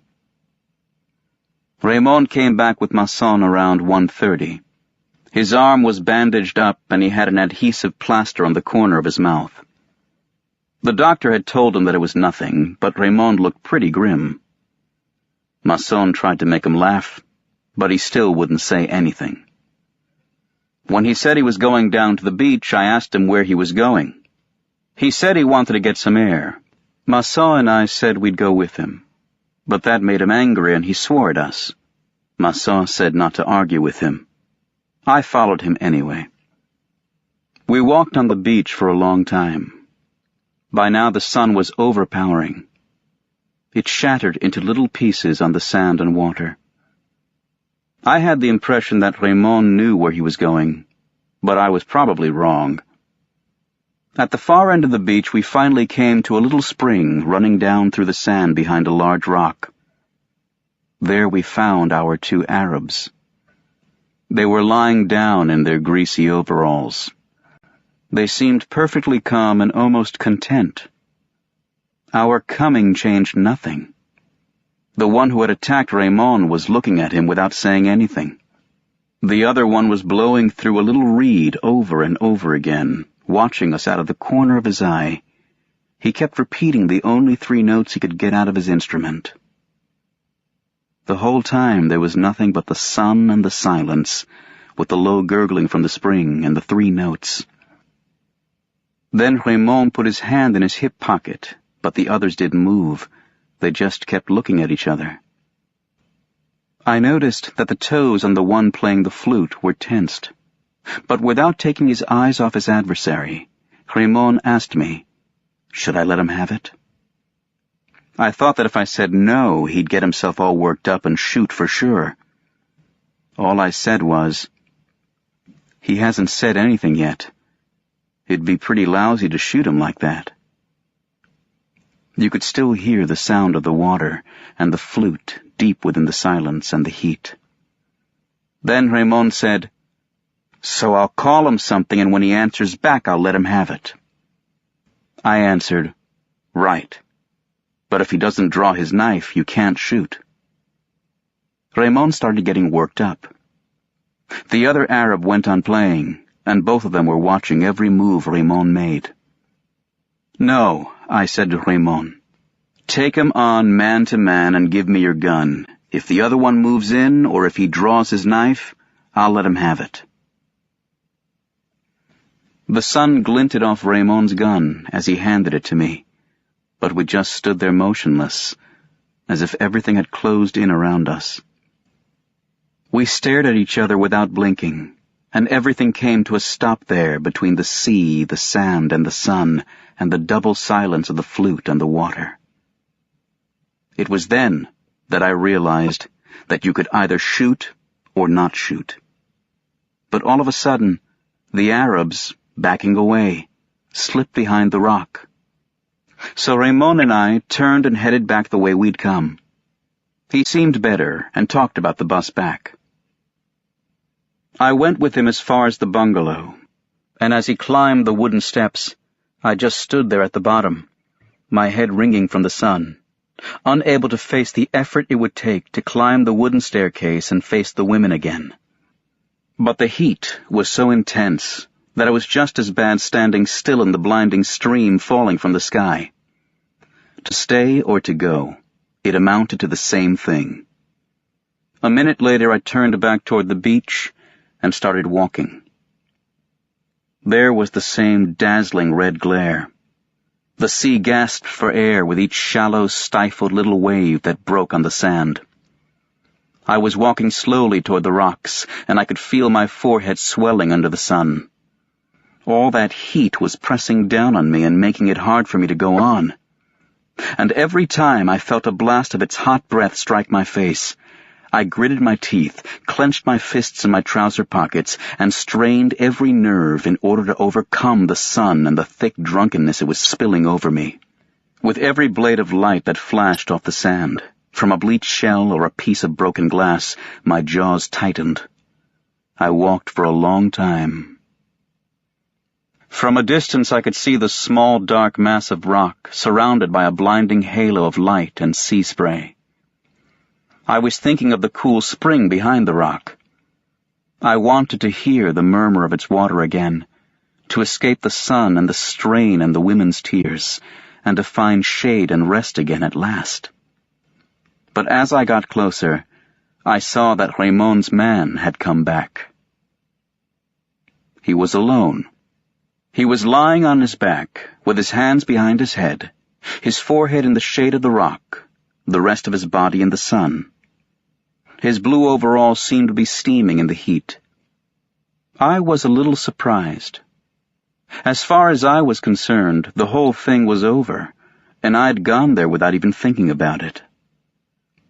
As soon as he saw me, he sat up a little and put his hand in his pocket. Naturally, I gripped Raymond's gun inside my jacket. Then he lay back again, but without taking his hand out of his pocket. I was pretty far away from him, about 10 meters or so. I could tell he was glancing at me now and then through half-closed eyes. But most of the time he was just a form shimmering before my eyes in the fiery air. The sound of the waves was even lazier, more drawn out than at noon. It was the same sun, the same light still shining on the same sand as before. For 2 hours the day had stood still. For 2 hours it had been anchored in a sea of molten lead. On the horizon a tiny steamer went by, and I made out the black dot from the corner of my eye because I hadn't stopped watching the Arab. It occurred to me that all I had to do was turn around and that would be the end of it. But the whole beach, throbbing in the sun, was pressing on my back. I took a few steps toward the spring. The Arab didn't move. Besides, he was still pretty far away. Maybe it was the shadows on his face, but it looked like he was laughing. I waited. The sun was starting to burn my cheeks, and I could feel drops of sweat gathering in my eyebrows. The sun was the same as it had been the day I'd buried Maman, and like then, my forehead especially was hurting me, all the veins in it throbbing under the skin. It was this burning, which I couldn't stand anymore, that made me move forward. I knew that it was stupid, that I wouldn't get the sun off me by stepping forward, but I took a step, one step forward. And this time, without getting up, the Arab drew his knife and held it up to me in the sun. The light shot off the steel, and it was like a long flashing blade cutting at my forehead. At the same instant, the sweat in my eyebrows dripped down over my eyelids all at once and covered them with a warm, thick film. My eyes were blinded behind the curtain of tears and salt. All I could feel were the symbols of sunlight crashing on my forehead, and indistinctly, the dazzling spear flying up from the knife in front of me. The scorching blade slashed at my eyelashes and stabbed at my stinging eyes. That's when everything began to reel. The sea carried up a thick, fiery breath. It seemed to me as if the sky split open from one end to the other to rain down fire. My whole being tensed, and I squeezed my hand around the revolver. The trigger gave. I felt the smooth underside of the butt. And there, in that noise, sharp and deafening at the same time, is where it all started. I shook off the sweat and sun. I knew that I had shattered the harmony of the day, the exceptional silence of a beach where I'd been happy. Then I fired 4 more times at the motionless body where the bullets lodged without leaving a trace. And it was like knocking 4 quick times on the door of unhappiness.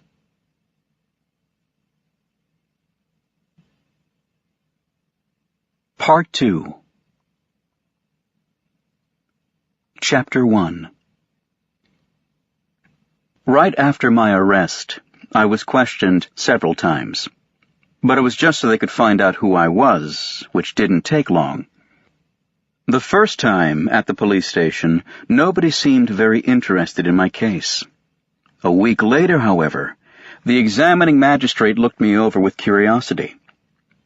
But to get things started, he simply asked my name and address, my occupation, the date and place of my birth.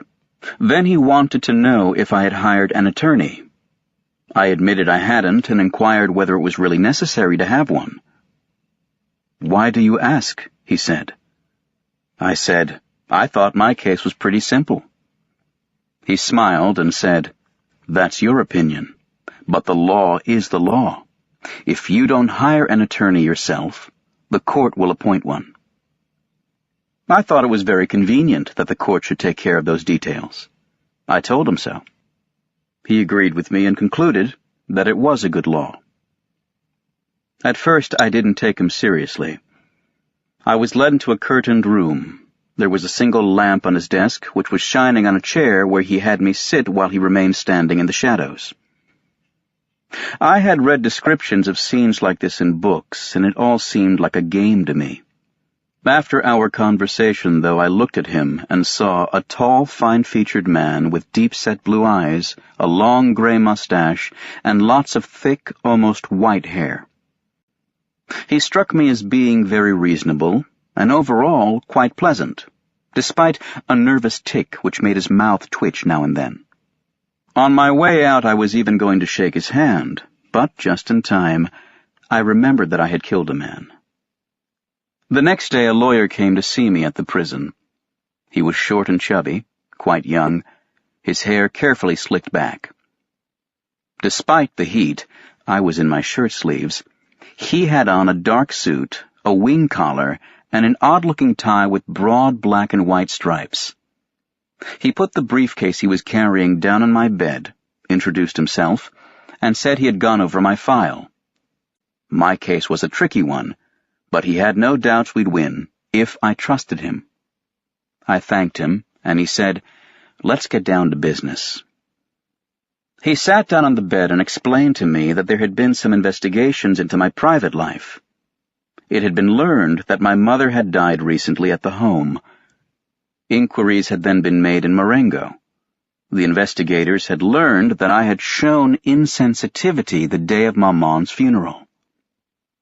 "You understand," my lawyer said, "it's a little embarrassing for me to have to ask you this, but it's very important, and it will be a strong argument for the prosecution if I can't come up with some answers." He wanted me to help him. He asked if I had felt any sadness that day.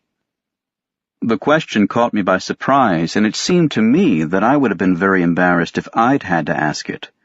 Nevertheless, I answered that I had pretty much lost the habit of analyzing myself, and that it was hard for me to tell him what he wanted to know. I probably did love Maman, but that didn't mean anything. At one time or another, all normal people have wished their loved ones were dead. Here the lawyer interrupted me, and he seemed very upset. He made me promise I wouldn't say that at my hearing or in front of the examining magistrate. I explained to him, however, that my nature was such that my physical needs often got in the way of my feelings. The day I buried Maman, I was very tired and sleepy, so much so that I wasn't really aware of what was going on. What I can say for certain is that I would rather Maman hadn't died. But my lawyer didn't seem satisfied. He said, "That's not enough." He thought for a minute.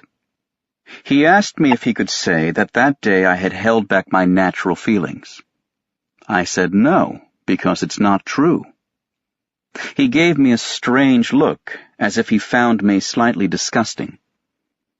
He told me in an almost snide way that in any case, the director and the staff of the home would be called as witnesses, and that things could get very nasty for me.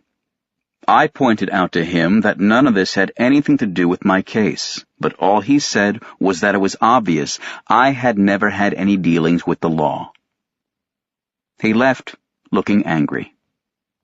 I wished I could have made him stay, to explain that I wanted things between us to be good.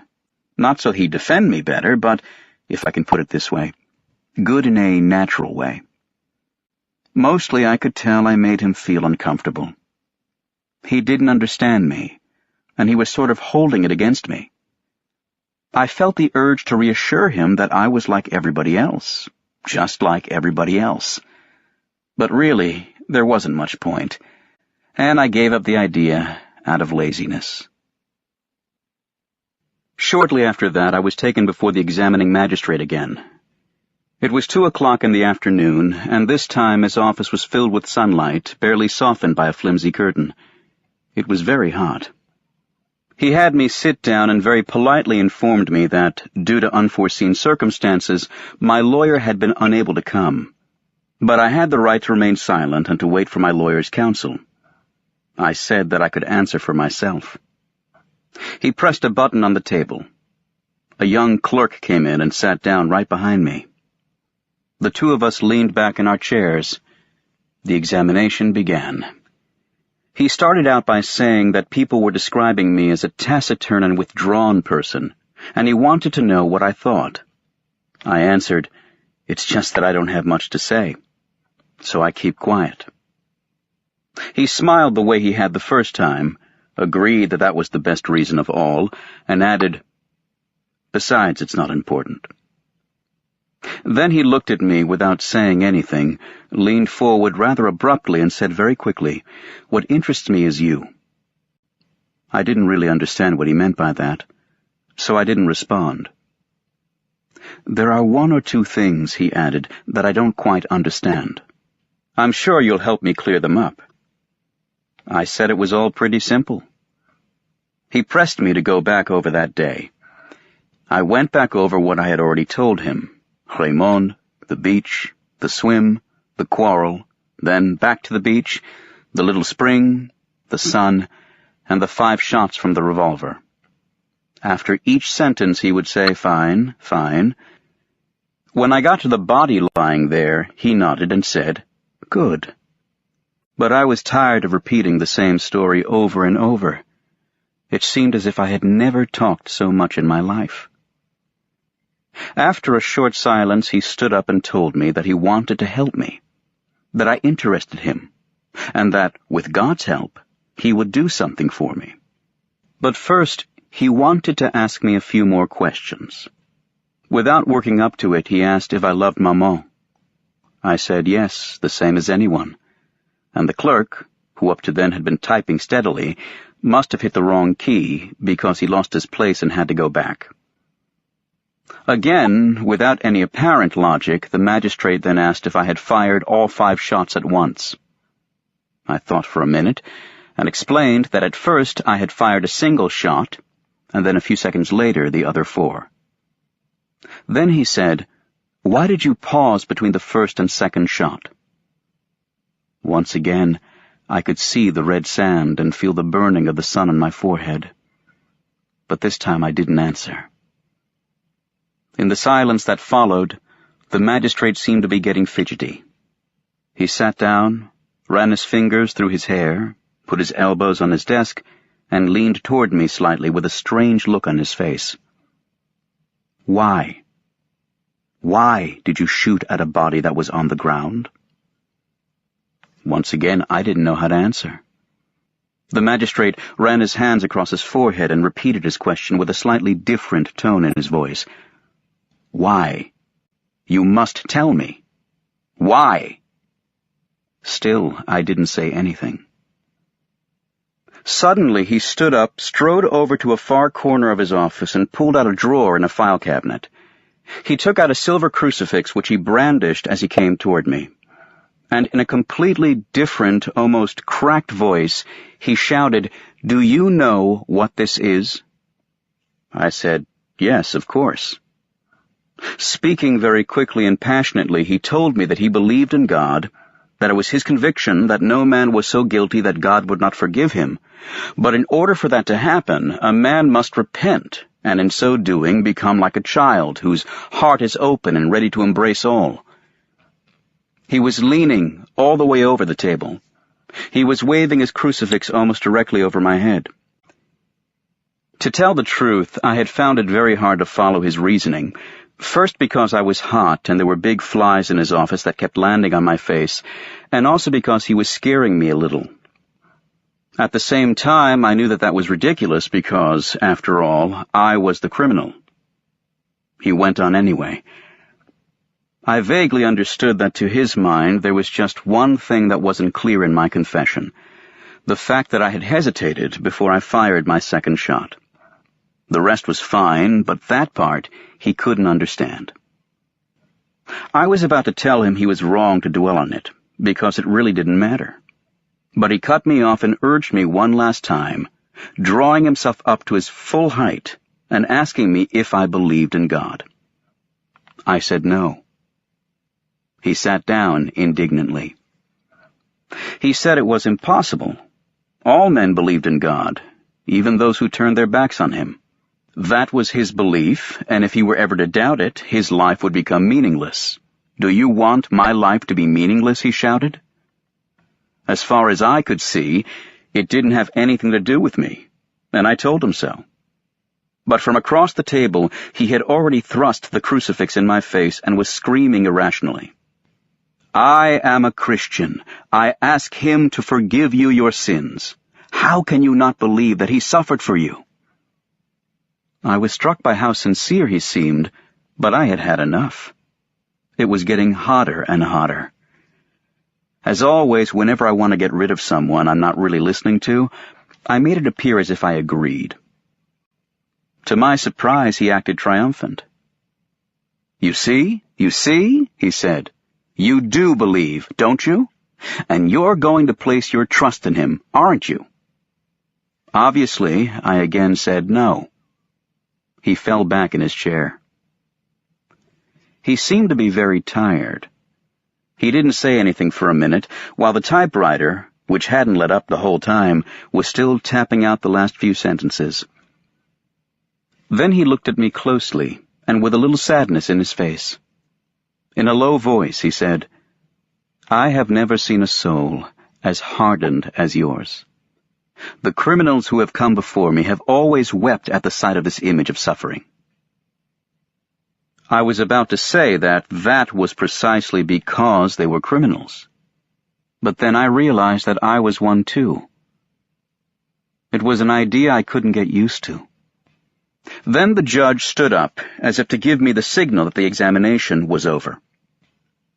He simply asked, in the same weary tone, if I was sorry for what I had done.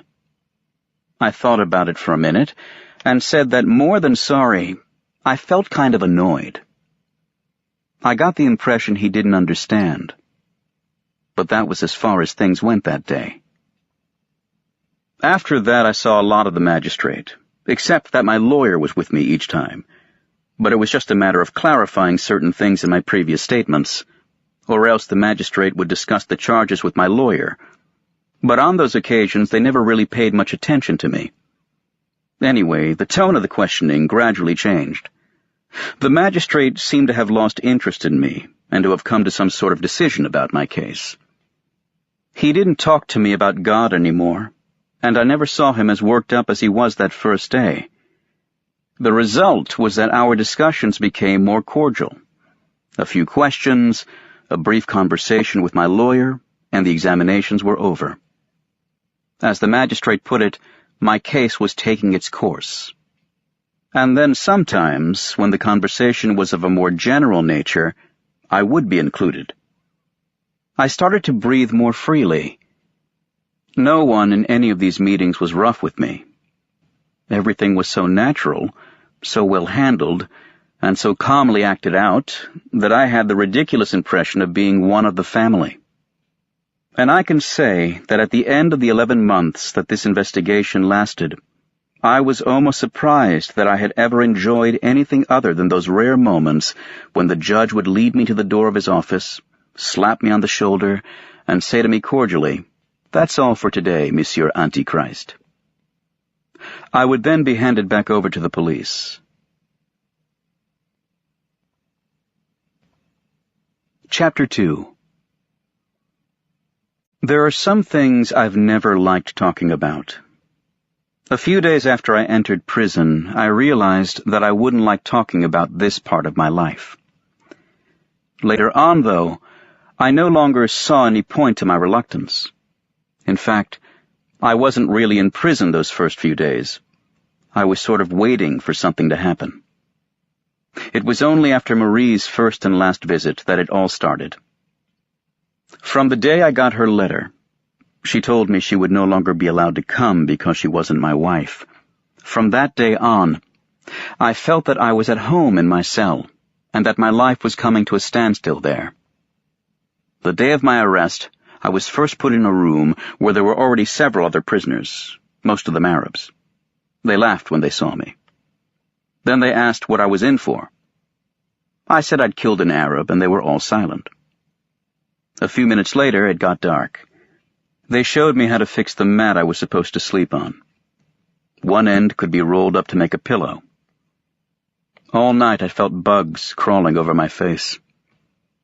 A few days later I was put in a cell by myself, where I slept on wooden boards suspended from the wall. I had a bucket for a toilet and a tin wash basin. The prison was on the heights above the town, and through a small window I could see the sea. One day as I was gripping the bars, my face straining toward the light, a guard came in and told me I had a visitor. I thought it must be Marie. It was. To get to the visiting room, I went down a long corridor, then down some stairs, and finally another corridor. I walked into a very large room brightened by a huge bay window. The room was divided into 3 sections by 2 large grates that ran the length of the room.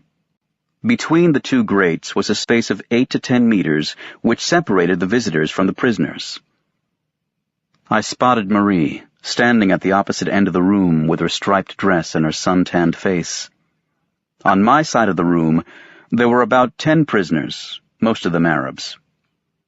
Marie was surrounded by Moorish women and found herself between 2 visitors. A little thin-lipped old woman dressed in black, and a fat, bareheaded woman who was talking at the top of her voice and making lots of gestures. Because of the distance between the grates, the visitors and the prisoners were forced to speak very loud. When I walked in, the sound of the voices echoing off the room's high bare walls and the harsh light pouring out of the sky onto the windows and spilling into the room brought on a kind of dizziness. My cell was quieter and darker. It took me a few seconds to adjust. But eventually I could see each face clearly, distinctly in the bright light. I noticed there was a guard sitting at the far end of the passage between the two grates. Most of the Arab prisoners and their families had squatted down facing each other. They weren't shouting. Despite the commotion, they were managing to make themselves heard by talking in very low voices. Their subdued murmuring, coming from lower down, formed a kind of bass accompaniment to the conversations crossing above their heads. I took all this in very quickly as I made my way toward Marie. Already pressed up against the grate, she was smiling her best smile for me. I thought she looked very beautiful, but I didn't know how to tell her. "Well," she called across to me. "Well, here I am. Are you all right? Do you have everything you want?" "Yes, everything." We stopped talking, and Marie went on smiling. The fat woman yelled to the man next to me, her husband probably, a tall blonde guy with an honest face. It was the continuation of a conversation already underway. Jean wouldn't take him, she shouted as loudly as she could. "Uh-huh," said the man. "I told her you'd take him back when you get out, but she wouldn't take him." Then it was Marie's turn to shout, that Raymond sent his regards, and I said thanks. But my voice was drowned out by the man next to me, who asked, "Is he all right?" His wife laughed and said, "He's never been better." The man on my left, a small young man with delicate hands, wasn't saying anything. I noticed that he was across from the little old lady, and that they were staring intently at each other. But I didn't have time to watch them any longer because Marie shouted to me that I had to have hope. I said yes. I was looking at her as she said it, and I wanted to squeeze her shoulders through her dress. I wanted to feel the thin material, and I didn't really know what else I had to hope for other than that. But that was probably what Marie meant, because she was still smiling. All I could see was the sparkle of her teeth and the little folds of her eyes. She shouted again, "You'll get out and we'll get married." I answered, "You think so?" But it was mainly just to say something. Then, very quickly and still in a very loud voice, she said yes, that I would be acquitted and that we would go swimming again. But the other woman took her turn to shout and said that she had left a basket at the clerk's office. She was listing all the things she had put in it to make sure they were all there because they cost a lot of money. The young man and his mother were still staring at each other. The murmuring of the Arabs continued below us. Outside, the light seemed to surge up over the bay window. I was feeling a little sick, and I'd have liked to leave. The noise was getting painful. But on the other hand, I wanted to make the most of Marie's being there. I don't know how much time went by. Marie told me about her job, and she never stopped smiling. The murmuring, the shouting, and the conversations were crossing back and forth. The only oasis of silence was next to me, where the small young man and the old woman were gazing at each other. One by one the Arabs were taken away. Almost everyone stopped talking as soon as the first one left. The little old woman moved closer to the bars, and at the same moment a guard motioned to her son. He said, "Goodbye, Maman," and she reached between two bars to give him a long, slow little wave. She left just as another man came in, hat in hand, and took her place. Another prisoner was brought in, and they talked excitedly but softly, because the room had once again grown quiet. They came for the man on my right, and his wife said to him without lowering her voice, as if she hadn't noticed there was no need to shout any more, "Take care of yourself and be careful." Then it was my turn. Marie threw me a kiss. I looked back before disappearing. She hadn't moved, and her face was still pressed against the bars with the same sad, forced smile on it. Shortly after that was when she wrote to me, and the things I've never liked talking about began. Anyway, I shouldn't exaggerate, and it was easier for me than for others. When I was first imprisoned, the hardest thing was that my thoughts were still those of a free man. For example, I would suddenly have the urge to be on a beach and to walk down to the water. As I imagined the sound of the first waves under my feet, my body entering the water and the sense of relief it would give me, all of a sudden I would feel just how closed in I was by the walls of my cell. But that only lasted a few months. Afterwards, my only thoughts were those of a prisoner. I waited for the daily walk, which I took in the courtyard, or for a visit from my lawyer. The rest of the time I managed pretty well. At the time, I often thought that if I had had to live in the trunk of a dead tree, with nothing to do but look up at the sky flowering overhead, little by little, I would have gotten used to it. I would have waited for birds to fly by or clouds to mingle, just as here I waited to see my lawyer's ties. And just as in another world, I used to wait patiently until Saturday to hold Marie's body in my arms. Now, as I think back on it, I wasn't in a hollow tree trunk. There were others worse off than me. Anyway, it was one of Maman's ideas, and she often repeated it, that after a while you could get used to anything. Besides, I usually didn't take things so far. The first months were hard. But in fact, the effort I had to make helped pass the time. For example, I was tormented by my desire for a woman. It was only natural. I was young. I never thought specifically of Marie, but I thought so much about a woman, about women, about all the ones I had known, about all the circumstances in which I had enjoyed them, that my cell would be filled with their faces and crowded with my desires. In one sense, it threw me off balance, but in another, it killed time. I had ended up making friends with the head guard, who used to make the rounds with the kitchen hands at mealtime. He's the one who first talked to me about women. He told me it was the first thing the others complained about. I told him it was the same for me, and that I thought it was unfair treatment. But, he said, that's exactly why you're in prison. What do you mean, that's why? Well, yes, freedom. That's why. They've taken away your freedom. I'd never thought about that. I agreed. It's true, I said.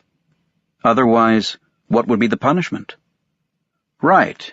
You see, you understand these things. The rest of them don't. But they just end up doing it by themselves. The guard left after that. There were the cigarettes, too. When I entered prison, they took away my belt, my shoelaces, my tie, and everything I had in my pockets, my cigarettes in particular. Once I was in my cell, I asked to have them back, but I was told I wasn't allowed. The first few days were really rough. That may be the thing that was hardest for me. I would suck on chips of wood that I broke off my bed planks. I walked around nauseated all day long. I couldn't understand why they had taken them away when they didn't hurt anybody. Later on I realized that that too was part of the punishment. But by then I had gotten used to not smoking, and it wasn't a punishment anymore. Apart from these annoyances, I wasn't too unhappy. Once again, the main problem was killing time. Eventually, once I learned how to remember things, I wasn't bored at all. Sometimes I would get to thinking about my room, and in my imagination, I would start at one corner and circle the room, mentally noting everything there was on the way. At first it didn't take long, but every time I started over it took a little longer. I would remember every piece of furniture, and on every piece of furniture every object, and of every object all the details, and of the details themselves, a flake, a crack, or a chipped edge, the color and the texture. At the same time, I would try not to lose the thread of my inventory, to make a complete list, so that after a few weeks I could spend hours just enumerating the things that were in my room. And the more I thought about it, the more I dug out of my memory things I had overlooked or forgotten. I realized then that a man who had lived only one day could easily live for 100 years in prison. He would have enough memories to keep him from being bored. In a way, it was an advantage. Then there was sleep.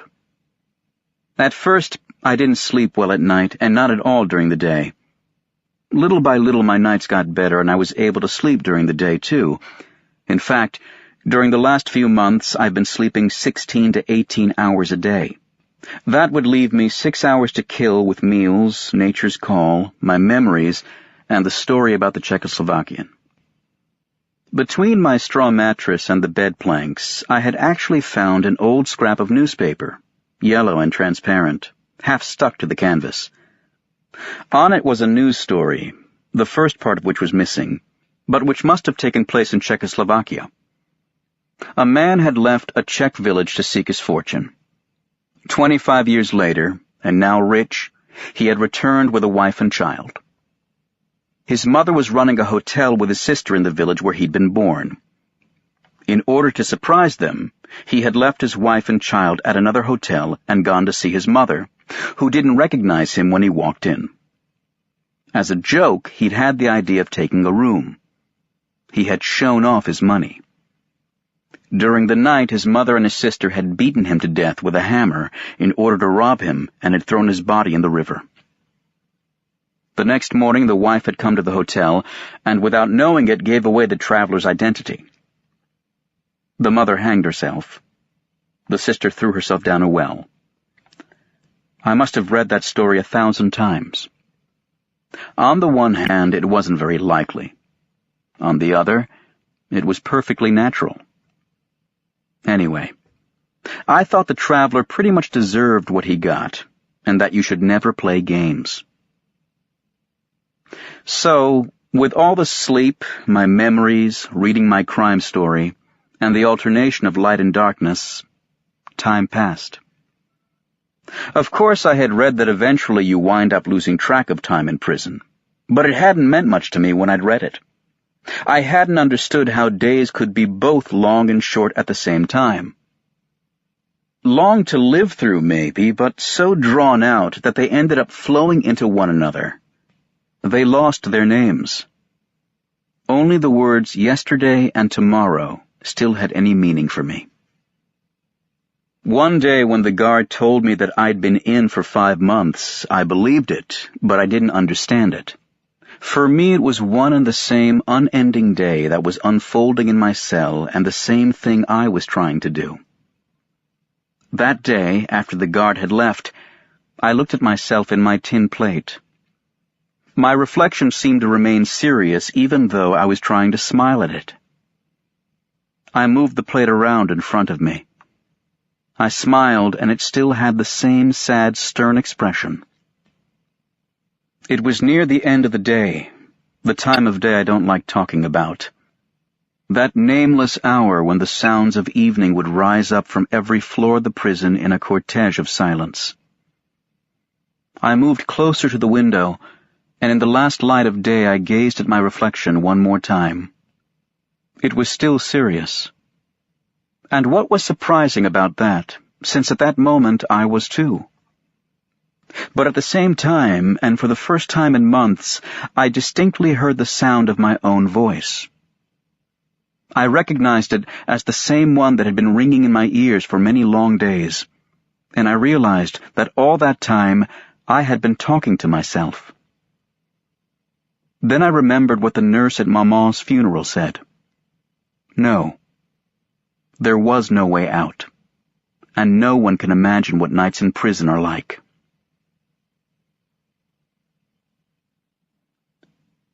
Chapter 3. But I can honestly say that the time from summer to summer went very quickly, and I knew as soon as the weather turned hot that something new was in store for me. My case was set down for the last session of the Court of Assizes, and that session was due to end sometime in June. The trial opened with the sun glaring outside. My lawyer had assured me that it wouldn't last more than 2 or 3 days. Besides, he had added, the court will be pressed for time. Yours isn't the most important case of the session. Right after you, there's a parricide coming up. They came for me at 7:30 in the morning, and I was driven to the courthouse in the prison van. The 2 policemen took me into a small room that smelled of darkness.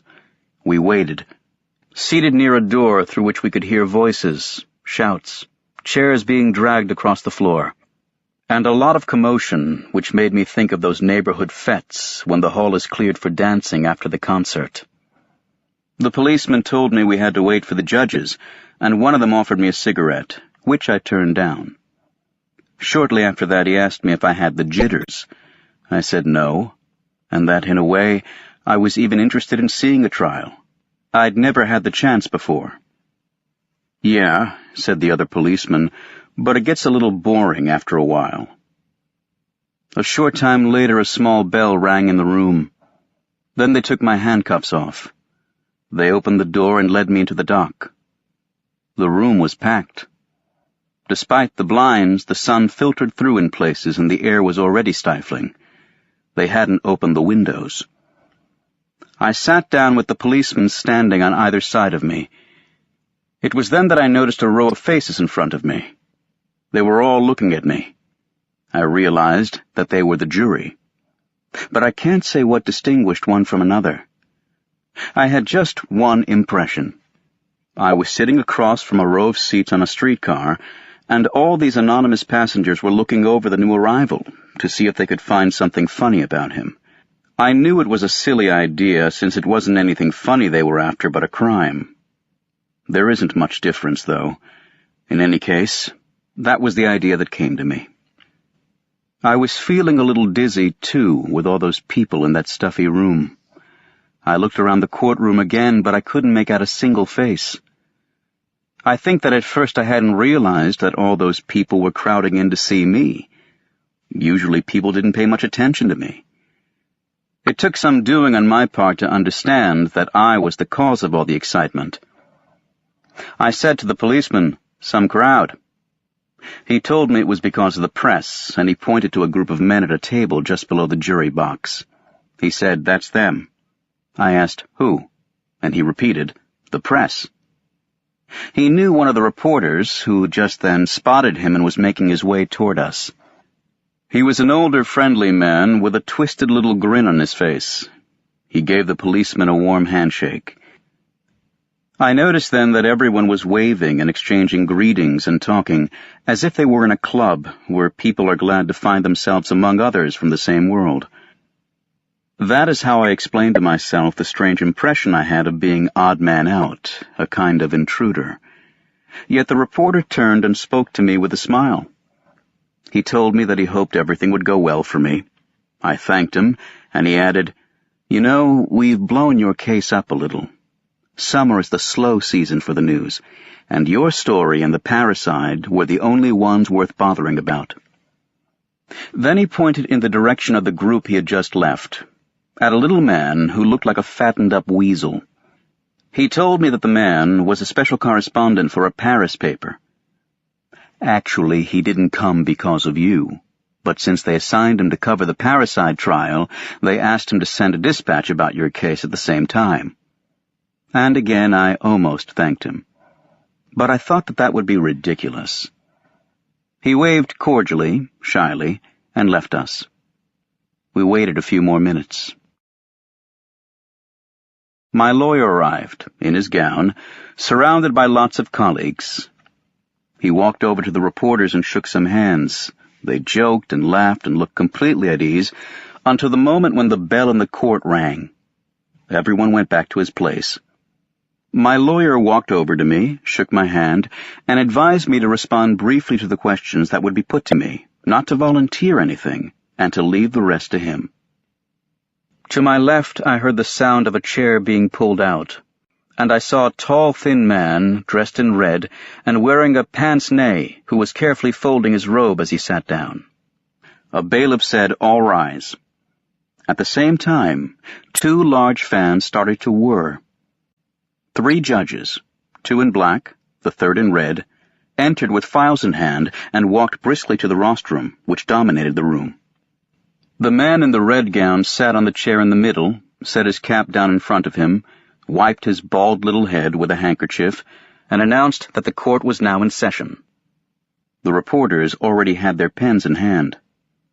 They all had the same indifferent and somewhat snide look on their faces. One of them, however, much younger than the others, wearing gray flannels and a blue tie, had left his pen lying in front of him and was looking at me. All I could see in his slightly lopsided face were his 2 very bright eyes, which were examining me closely, without betraying any definable emotion. And I had the odd impression of being watched by myself.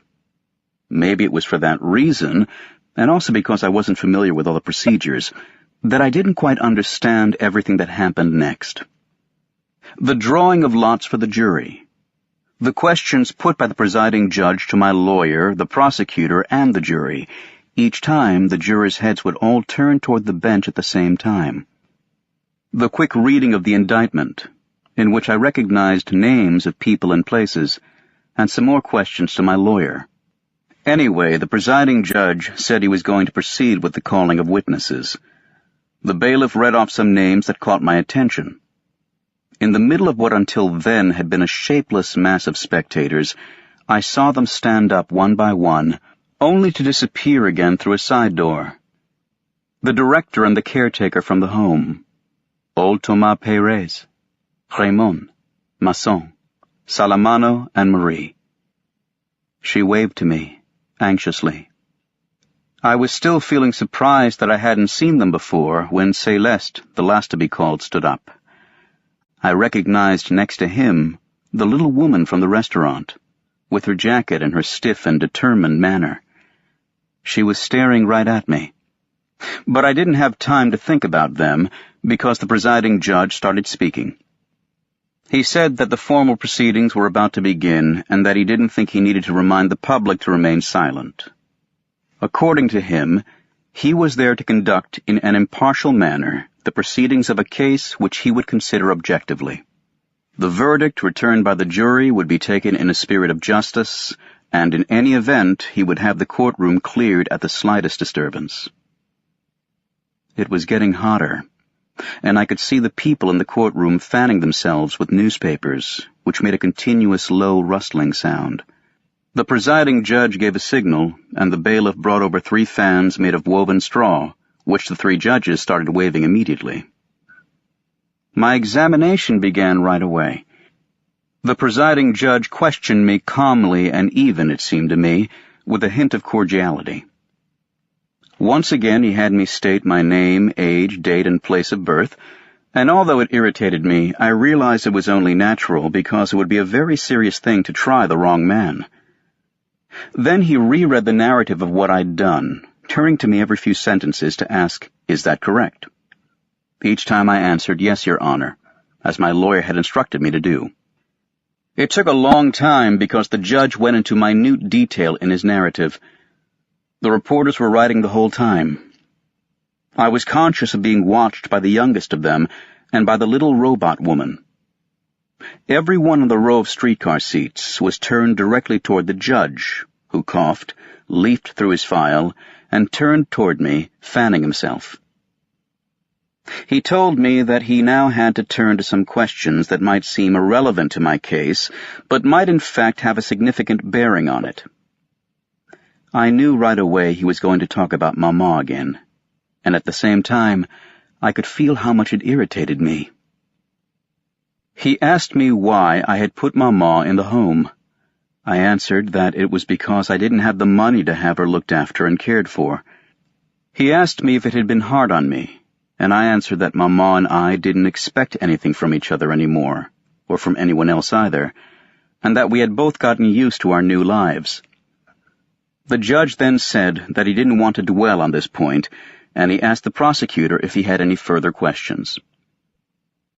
The prosecutor had his back half turned to me, and without looking at me, he stated that with the court's permission, he would like to know whether I had gone back to the spring by myself, intending to kill the Arab.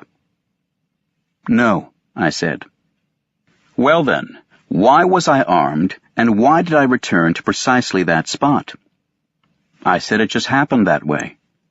And the prosecutor noted in a nasty voice, "That will be all for now." After that, things got a little confused, at least for me. But after some conferring, the judge announced that the hearing was adjourned until the afternoon, at which time the witnesses would be heard. I didn't even have time to think. I was taken out, put into the van, and driven to the prison, where I had something to eat.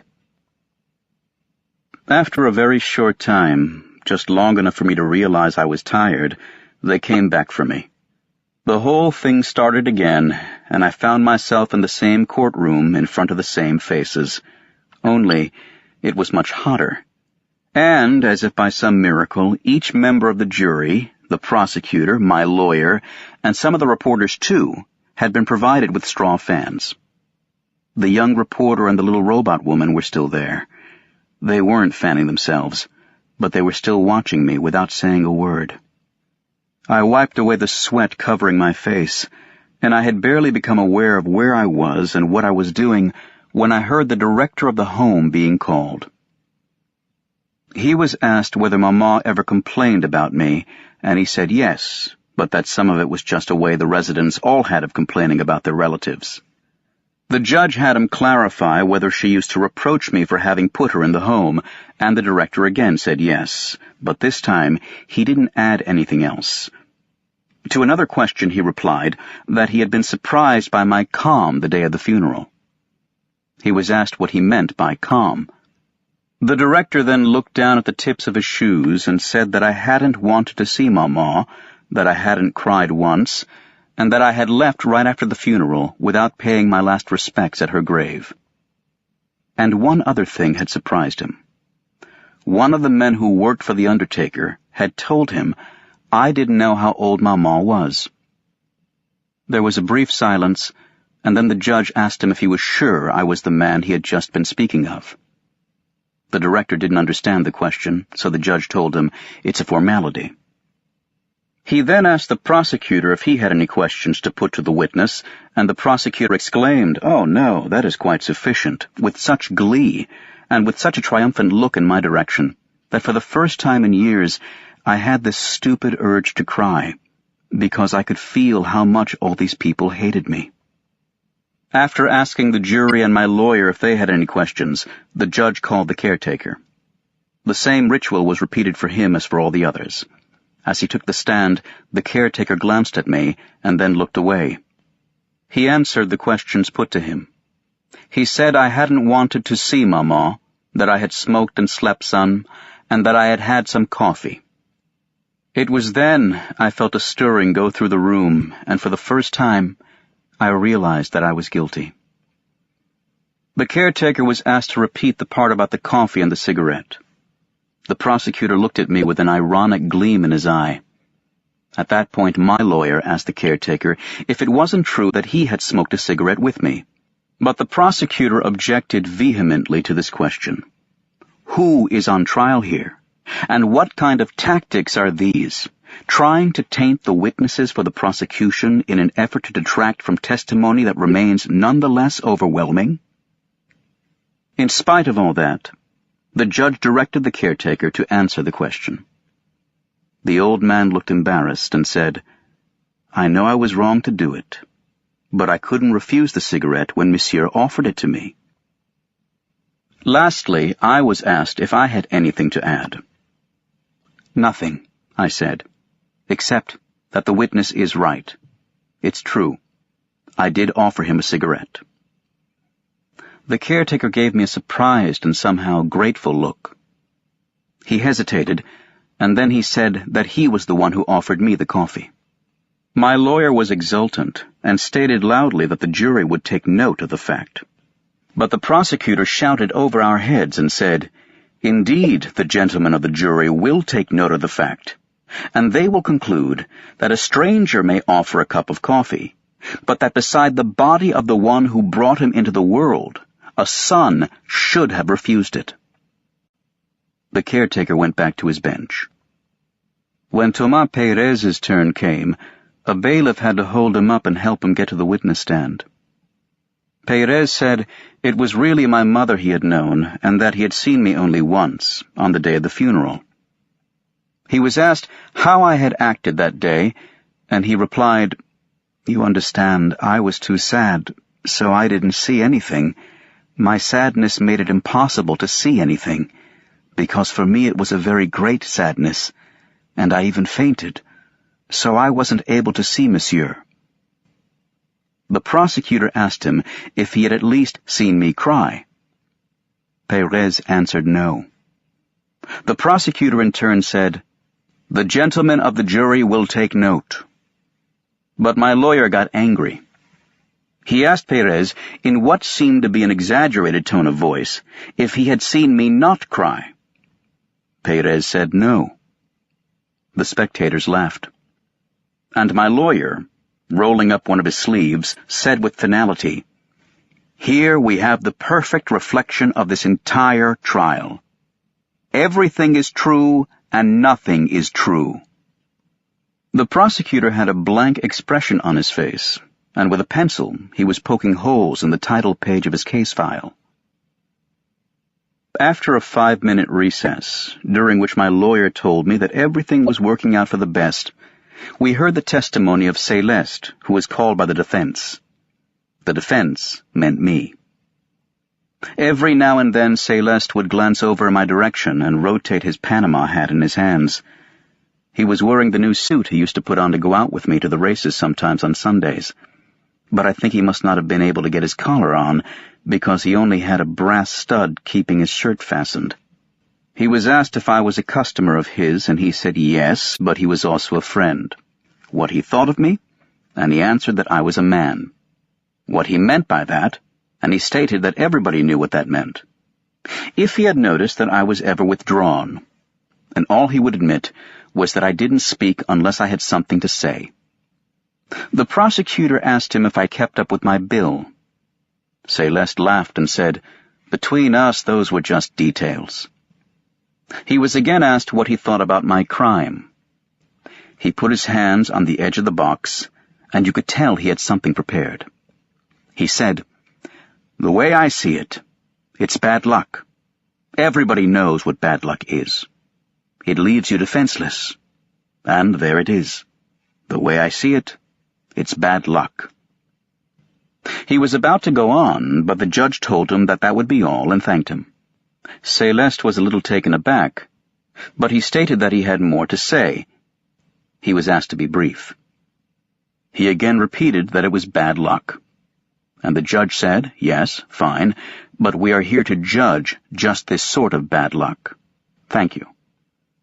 And as if he had reached the end of both his knowledge and his goodwill, Celeste then turned toward me.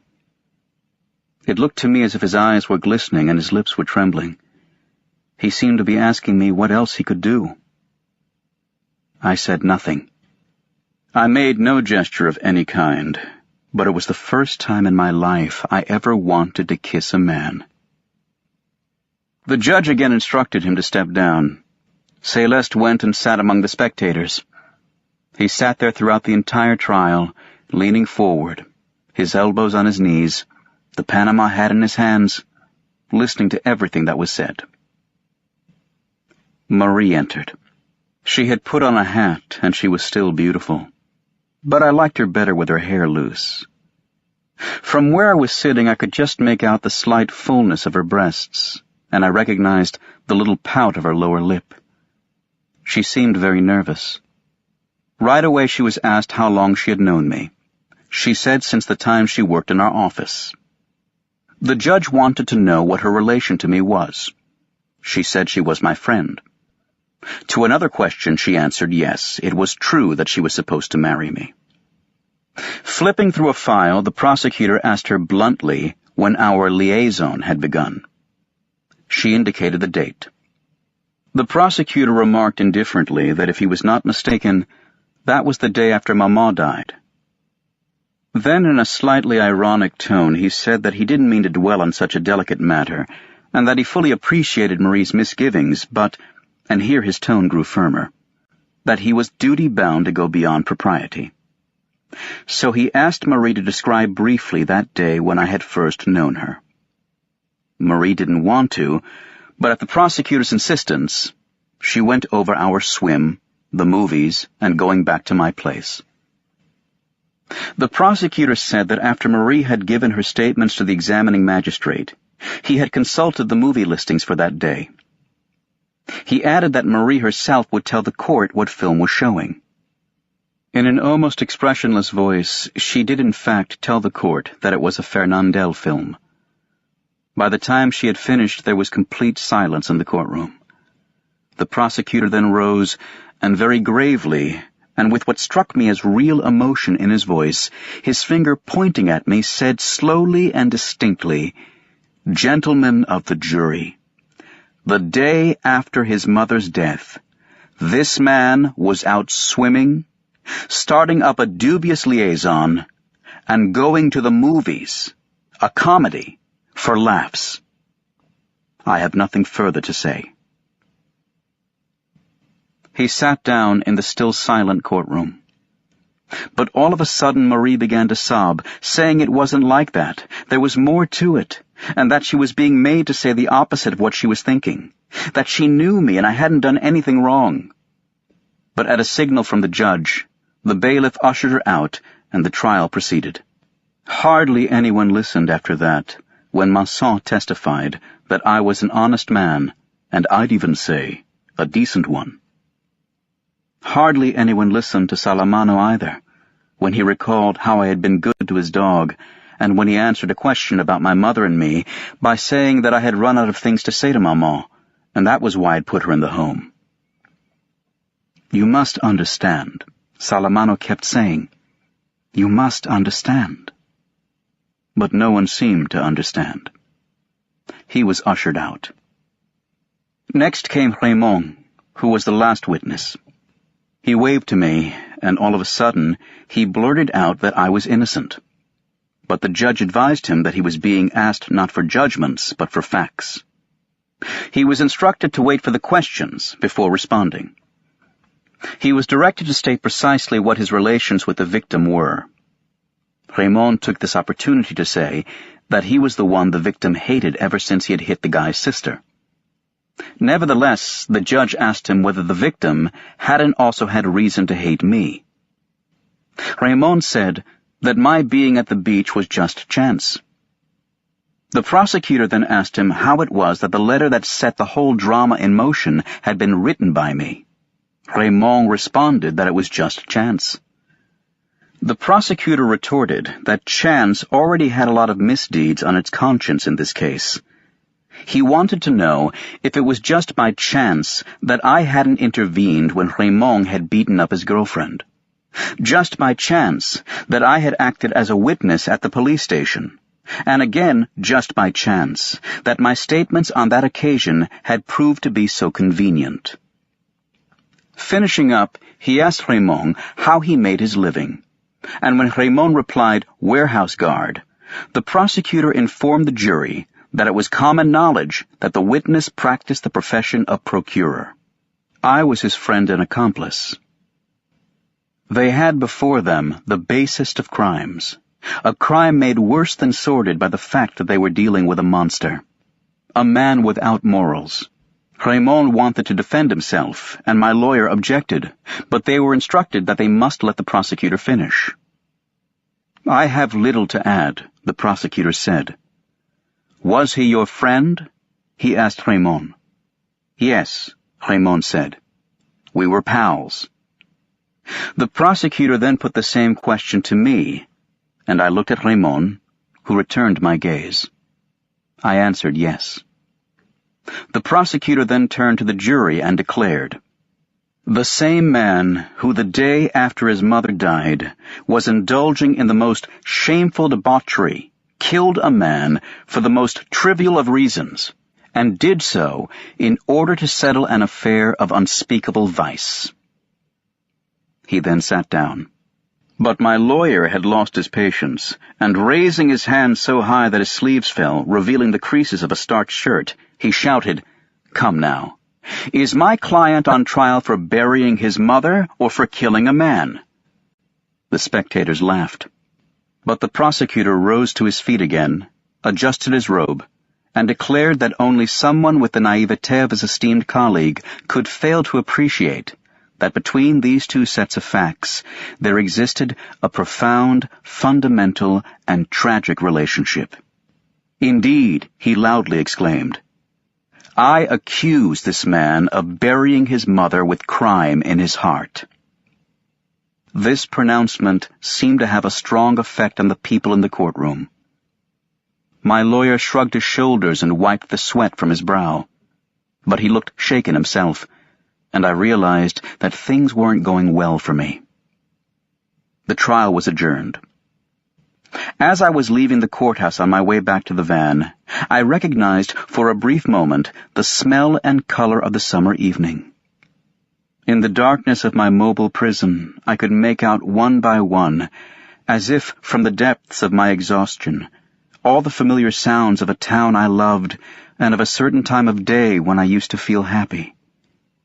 The cries of the newspaper vendors in the already languid air, the last few birds in the square, the shouts of the sandwich sellers, the screech of the streetcars turning sharply through the upper town, and that hum in the sky before night engulfs the port. All this mapped out for me a route I knew so well before going to prison, and which now I traveled blind. Yes, it was the hour when, a long time ago, I was perfectly content. What awaited me back then was always a night of easy, dreamless sleep. And yet something had changed, since it was back to my cell that I went to wait for the next day. As if familiar paths traced in summer skies could lead as easily to prison as to the sleep of the innocent.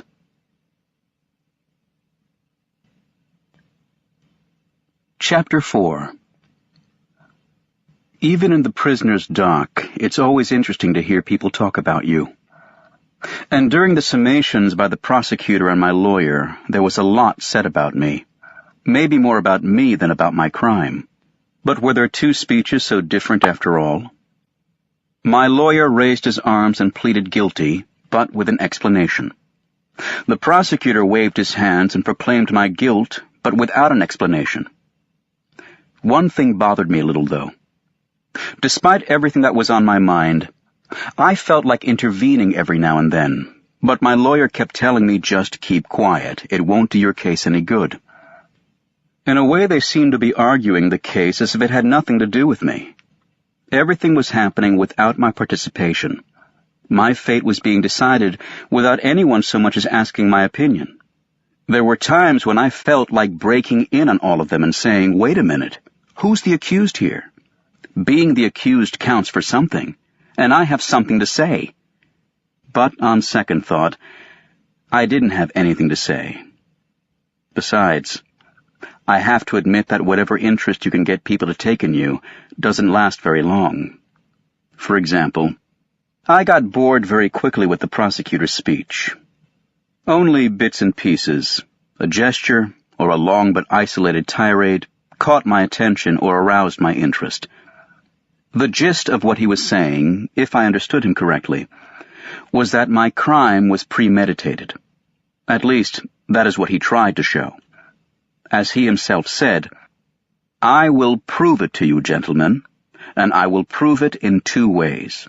First, in the blinding clarity of the facts, and second, in the dim light cast by the mind of this criminal soul." He reminded the court of my insensitivity, of my ignorance when asked Maman's age, of my swim the next day with a woman, of the Fernandel movie, and finally of my taking Marie home with me. It took me a few minutes to understand the last part because he kept saying his mistress, and to me she was Marie. Then he came to the business with Raymond. I thought his way of viewing the events had a certain consistency. What he was saying was plausible. I had agreed with Raymond to write the letter in order to lure his mistress and submit her to mistreatment by a man of doubtful morality. I had provoked Raymond's adversaries at the beach. Raymond had been wounded. I had asked him to give me his gun. I had gone back alone intending to use it. I had shot the Arab as I planned. I had waited, and to make sure I had done the job right, I fired 4 more shots, calmly, point blank, thoughtfully as it were. "And there you have it, gentlemen," said the prosecutor. "I have retraced for you the course of events which led this man to kill with full knowledge of his actions. I stress this point," he said, "for this is no ordinary murder, no thoughtless act for which you might find mitigating circumstances. This man, gentlemen, this man is intelligent. You heard him, didn't you? He knows how to answer. He knows the value of words. And no one can say that he acted without realizing what he was doing." I was listening, and I could hear that I was being judged intelligent, but I couldn't quite understand how an ordinary man's good qualities could become crushing accusations against a guilty man. At least that was what struck me, and I stopped listening to the prosecutor until I heard him say, "Has he so much as expressed any remorse? Never, gentlemen. Not once during the preliminary hearings did this man show emotion over his heinous offense." At that point he turned in my direction, pointed his finger at me, and went on attacking me without my ever really understanding why. Of course, I couldn't help admitting that he was right. I didn't feel much remorse for what I'd done, but I was surprised by how relentless he was. I would have liked to have tried explaining to him cordially, almost affectionately, that I had never been able to truly feel remorse for anything. My mind was always on what was coming next, today or tomorrow. But naturally, given the position I'd been put in, I couldn't talk to anyone in that way. I didn't have the right to show any feeling or goodwill. And I tried to listen again, because the prosecutor started talking about my soul. He said that he had peered into it and that he had found nothing, gentlemen of the jury. He said the truth was that I didn't have a soul and that nothing human, not one of the moral principles that govern men's hearts, was within my reach. Of course, he added, we cannot blame him for this. We cannot complain that he lacks what it was not in his power to acquire. But here in this court, the wholly negative virtue of tolerance must give way to the sterner but loftier virtue of justice, especially when the emptiness of a man's heart becomes, as we find it has in this man, an abyss threatening to swallow up society. It was then that he talked about my attitude toward Maman. He repeated what he had said earlier in the proceedings. But it went on much longer than when he was talking about my crime, so long, in fact, that finally all I was aware of was how hot a morning it was. At least until the prosecutor stopped, and after a short silence, continued in a very low voice filled with conviction. Tomorrow, gentlemen, this same court is to sit in judgment of the most monstrous of crimes, the murder of a father. According to him, the imagination recoiled before such an odious offense. He went so far as to hope that human justice would mete out punishment unflinchingly. But he wasn't afraid to say it. My callousness inspired in him a horror nearly greater than that which he felt at the crime of parricide. And also, according to him, a man who is morally guilty of killing his mother severs himself from society in the same way as the man who raises a murderous hand against the father who begat him. In any case, the one man paved the way for the deeds of the other, in a sense foreshadowed and even legitimized them.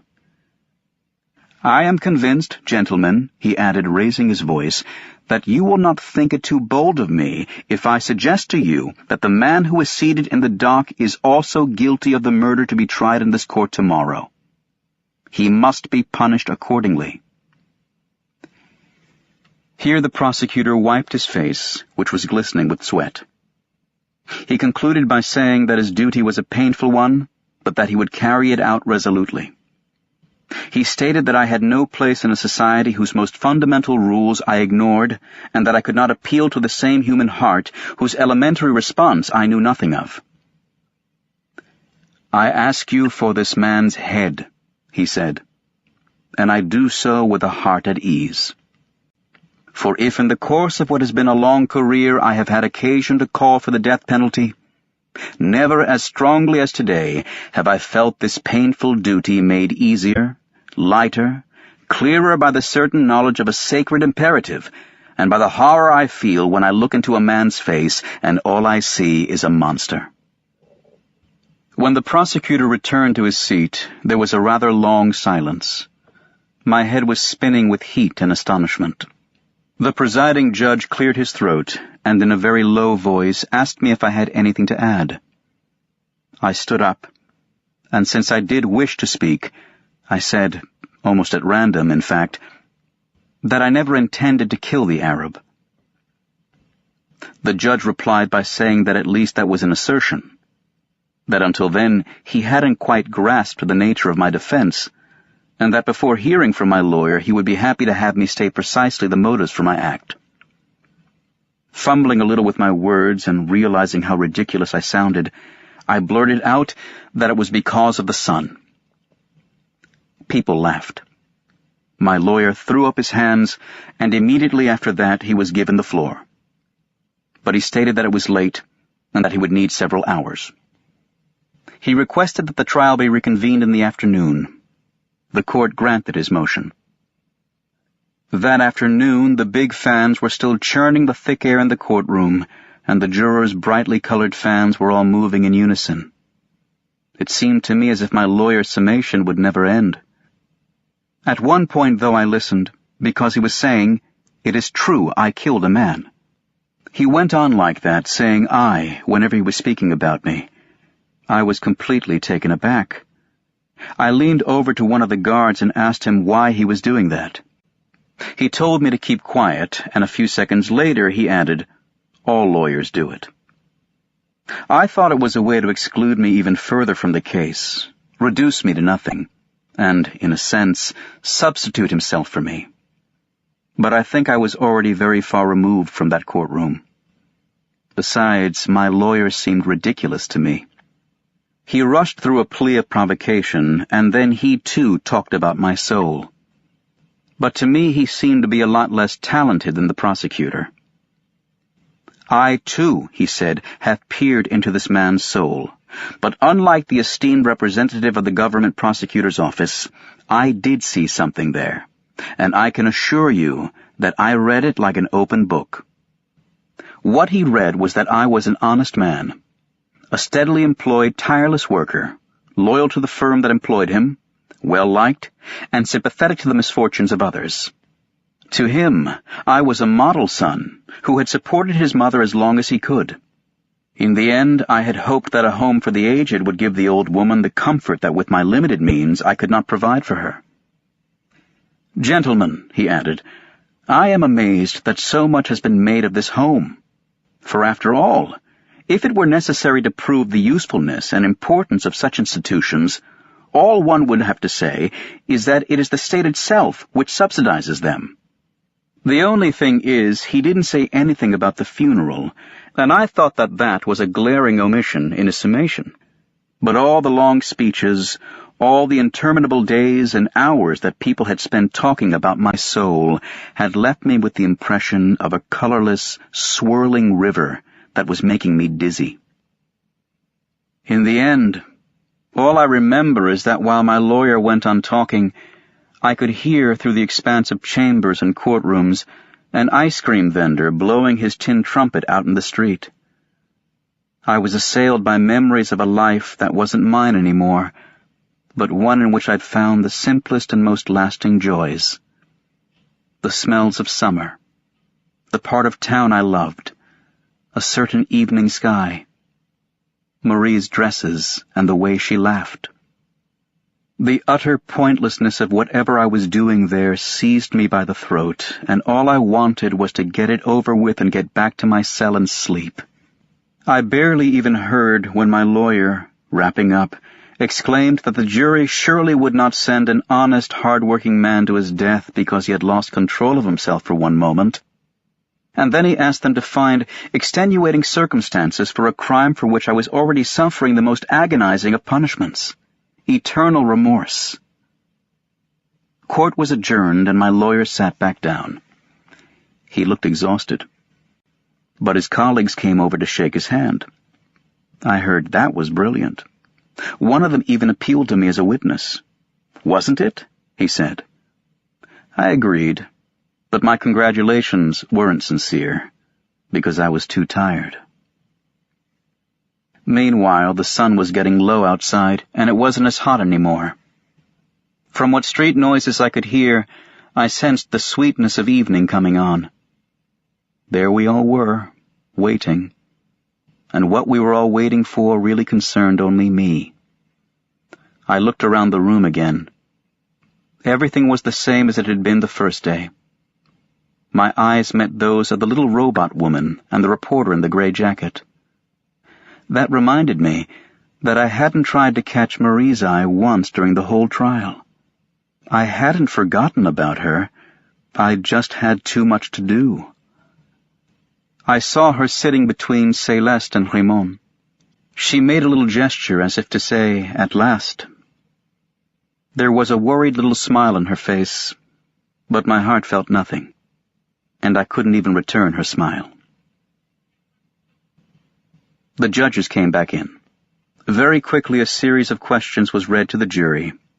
I heard, "Guilty of murder, premeditated, extenuating circumstances."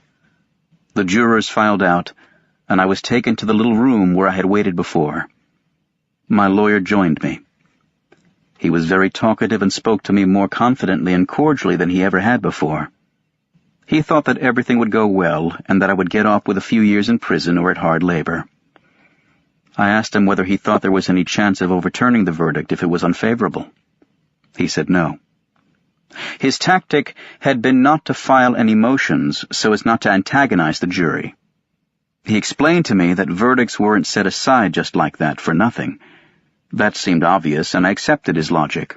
Looking at it objectively, it made perfect sense. Otherwise, there would be too much pointless paperwork. "Anyway," he said, "we can always appeal, but I'm convinced that the outcome will be favorable." We waited a long time. Almost 3/4 of an hour, I think. Then a bell rang. My lawyer left me, saying, "The foreman of the jury is going to announce the verdict. You'll only be brought in for the passing of sentence." Doors slammed. People were running on stairs somewhere, but I couldn't tell if they were nearby or far away. Then I heard a muffled voice reading something in the courtroom. When the bell rang again, when the door to the dock opened, what rose to meet me was the silence in the courtroom. Silence and the strange feeling I had when I noticed that the young reporter had turned his eyes away. I didn't look in Marie's direction. I didn't have time to, because the presiding judge told me in bizarre language that I was to have my head cut off in a public square in the name of the French people. Then it seemed to me that I suddenly knew what was on everybody's face. It was a look of consideration, I'm sure. The policemen were very gentle with me. The lawyer put his hand on my wrist. I wasn't thinking about anything anymore. But the presiding judge asked me if I had anything to say. I thought about it. I said no. That's when they took me away. Chapter 5. For the 3rd time, I've refused to see the chaplain. I don't have anything to say to him, I don't feel like talking, and I'll be seeing him soon enough as it is. All I care about right now is escaping the machinery of justice, seeing if there's any way out of the inevitable. They put me in a different cell. From this one, when I'm stretched out on my bunk, I see the sky, and that's all I see. I spend my days watching how the dwindling of color turns day into night. Lying here, I put my hands behind my head and wait. I can't count the times I've wondered if there have ever been any instances of condemned men escaping the relentless machinery, disappearing before the execution, or breaking through the cordon of police. Then I blame myself every time for not having paid enough attention to accounts of executions. A man should always take an interest in those things. You never know what might happen. I'd read stories in the papers like everybody else, but there must have been books devoted to the subject that I'd never been curious enough to look into. Maybe I would have found some accounts of escapes in them. I might have discovered that, in at least one instance, the wheel had stopped, that in spite of all the unrelenting calculation, chance and luck had at least once changed something. Just once. In a way, I think that would have been enough. My heart would have taken over from there. The papers were always talking about the debt owed to society. According to them, it had to be paid. But that doesn't speak to the imagination. What really counted was the possibility of escape, a leap to freedom, out of the implacable ritual, a wild run for it that would give whatever chance for hope there was. Of course, hope meant being cut down on some street corner as you ran like mad from a random bullet. But when I really thought it through, nothing was going to allow me such a luxury. Everything was against it. I would just be caught up in the machinery again. Despite my willingness to understand, I just couldn't accept such arrogant certainty. Because, after all, there really was something ridiculously out of proportion between the verdict such certainty was based on and the imperturbable march of events from the moment the verdict was announced. The fact that the sentence had been read at 8 o'clock at night and not at 5 o'clock. The fact that it could have been an entirely different one. The fact that it had been decided by men who changed their underwear. The fact that it had been handed down in the name of some vague notion called the French or German or Chinese people. All of it seemed to detract from the seriousness of the decision. I was forced to admit, however, that from the moment it had been passed, its consequences became as real and as serious as the wall against which I pressed the length of my body. At times like this I remembered a story Maman used to tell me about my father. I never knew him. Maybe the only thing I did know about the man was the story Maman would tell me back then. He'd gone to watch a murderer be executed. Just the thought of going had made him sick to his stomach, but he went anyway, and when he came back he spent half the morning throwing up. I remember feeling a little disgusted by him at the time. But now I understood. It was perfectly normal. How had I not seen that there was nothing more important than an execution, and that when you come right down to it, it was the only thing a man could truly be interested in? If I ever got out of this prison, I would go and watch every execution there was. But I think it was a mistake even to consider the possibility. Because at the thought that one fine morning I would find myself a free man, standing behind a cordon of police, on the outside as it were, at the thought of being the spectator who comes to watch and then can go and throw up afterwards, a wave of poisoned joy rose in my throat. But I wasn't being reasonable. It was a mistake to let myself get carried away by such imaginings, because the next minute I would get so cold that I would curl up into a ball under my blanket, and my teeth would be chattering, and I couldn't make them stop. But naturally you can't always be reasonable. At other times, for instance, I would make up new laws. I would reform the penal code. I'd realized that the most important thing was to give the condemned man a chance. Even 1 in 1,000 was good enough to set things right. So it seemed to me that you could come up with a mixture of chemicals that, if ingested by the patient, that's the word I'd use, patient, would kill him 9 times out of 10. But he would know this. That would be the one condition. For by giving it some hard thought, by considering the whole thing calmly, I could see that the trouble with the guillotine was that you had no chance at all. Absolutely none. The fact was that it had been decided once and for all that the patient was to die.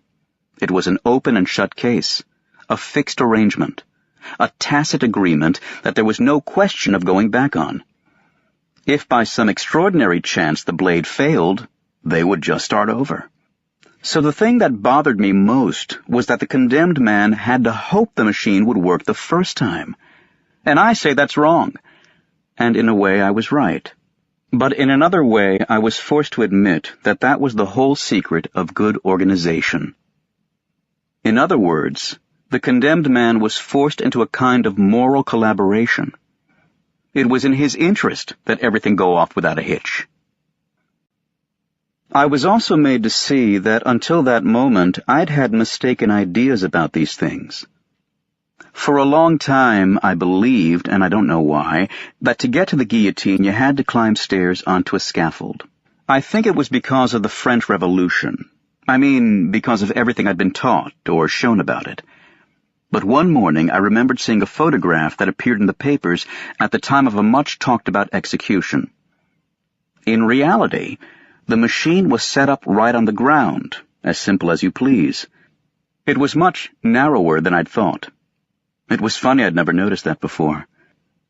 I'd been struck by this picture because the guillotine looked like such a precision instrument, perfect and gleaming. You always get exaggerated notions of things you don't know anything about. I was made to see that, contrary to what I thought, everything was very simple. The guillotine is on the same level as the man approaching it. He walks up to it the way you walk up to another person. That bothered me too. Mounting the scaffold, going right up into the sky, was something the imagination could hold on to, whereas, once again, the machine destroyed everything. You were killed discreetly, with a little shame, and with great precision.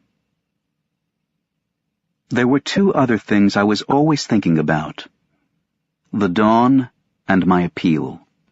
I would reason with myself, though, and try not to think about them anymore. I would stretch out, look at the sky, and force myself to find something interesting about it. It would turn green. That was evening. I would make another effort to divert my thoughts. I would listen to my heartbeat. I couldn't imagine that this sound, which had been with me for so long, could ever stop. I've never really had much of an imagination, but still I would try to picture the exact moment when the beating of my heart would no longer be going on inside my head. But it was no use. The dawn, or my appeal, would still be there. I would end up telling myself that the most rational thing was not to hold myself back. They always came at dawn, I knew that, and so I spent my nights waiting for that dawn. I've never liked being surprised. If something is going to happen to me, I want to be there. That's why I ended up sleeping only a little bit during the day, and then, all night long, waited patiently for the first light to show on the pane of sky. The hardest time was that uncertain hour when I knew they usually set to work. After midnight, I would wait and watch. My ears had never heard so many noises or picked up such small sounds. One thing I can say, though, is that in a certain way I was lucky that whole time, since I never heard footsteps. Mama used to say that you can always find something to be happy about. In my prison, when the sky turned red and a new day slipped into my cell, I found out that she was right, because I might just as easily have heard footsteps and my heart could have burst. Even though I would rush to the door at the slightest shuffle, even though, with my ear pressed to the wood, I would wait frantically until I heard the sound of my own breathing, terrified to find it so hoarse, like a dog's panting, my heart would not burst after all, and I would have gained another 24 hours. All day long there was the thought of my appeal. I think I got everything out of it that I could. I would assess my holdings and get the maximum return on my thoughts. I would always begin by assuming the worst. My appeal was denied. Well, so I'm going to die. Sooner than other people will, obviously. But everybody knows life isn't worth living. Deep down I knew perfectly well that it doesn't much matter whether you die at 30 or at 70, since in either case, other men and women will naturally go on living, and for thousands of years. In fact, nothing could be clearer. Whether it was now or 20 years from now, I would still be the one dying. At that point, what would disturb my train of thought was the terrifying leap I would feel my heart take at the idea of having 20 more years of life ahead of me. But I simply had to stifle it by imagining what I'd be thinking in 20 years when it would all come down to the same thing anyway. Since we're all going to die, it's obvious that when and how don't matter. Therefore, and the difficult thing was not to lose sight of all the reasoning that went into this therefore, I had to accept the rejection of my appeal. Then, and only then, would I have the right, so to speak, would I give myself permission, as it were, to consider the alternative hypothesis. I was pardoned. The trouble was that I would somehow have to cool the hot blood that would suddenly surge through my body and sting my eyes with a delirious joy. It would take all my strength to quiet my heart, to be rational.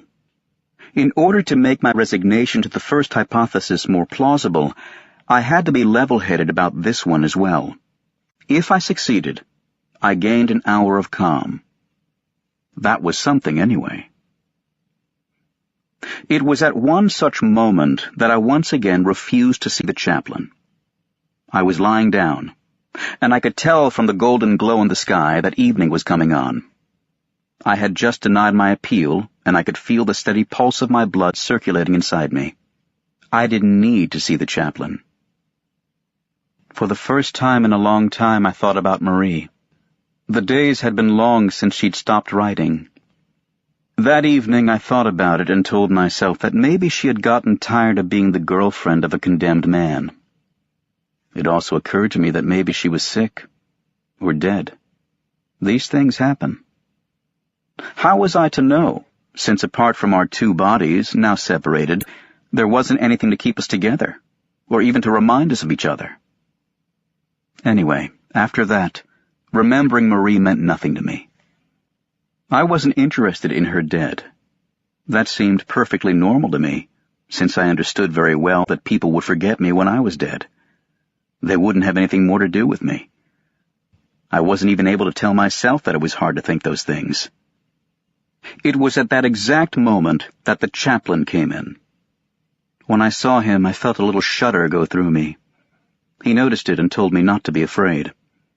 I told him that it wasn't his usual time. He replied that it was just a friendly visit and had nothing to do with my appeal, which he knew nothing about. He sat down on my bunk and invited me to sit next to him. I refused. All the same, there was something very gentle about him. He sat there for a few seconds, leaning forward with his elbows on his knees, looking at his hands. They were slender and sinewy, and they reminded me of two nimble animals.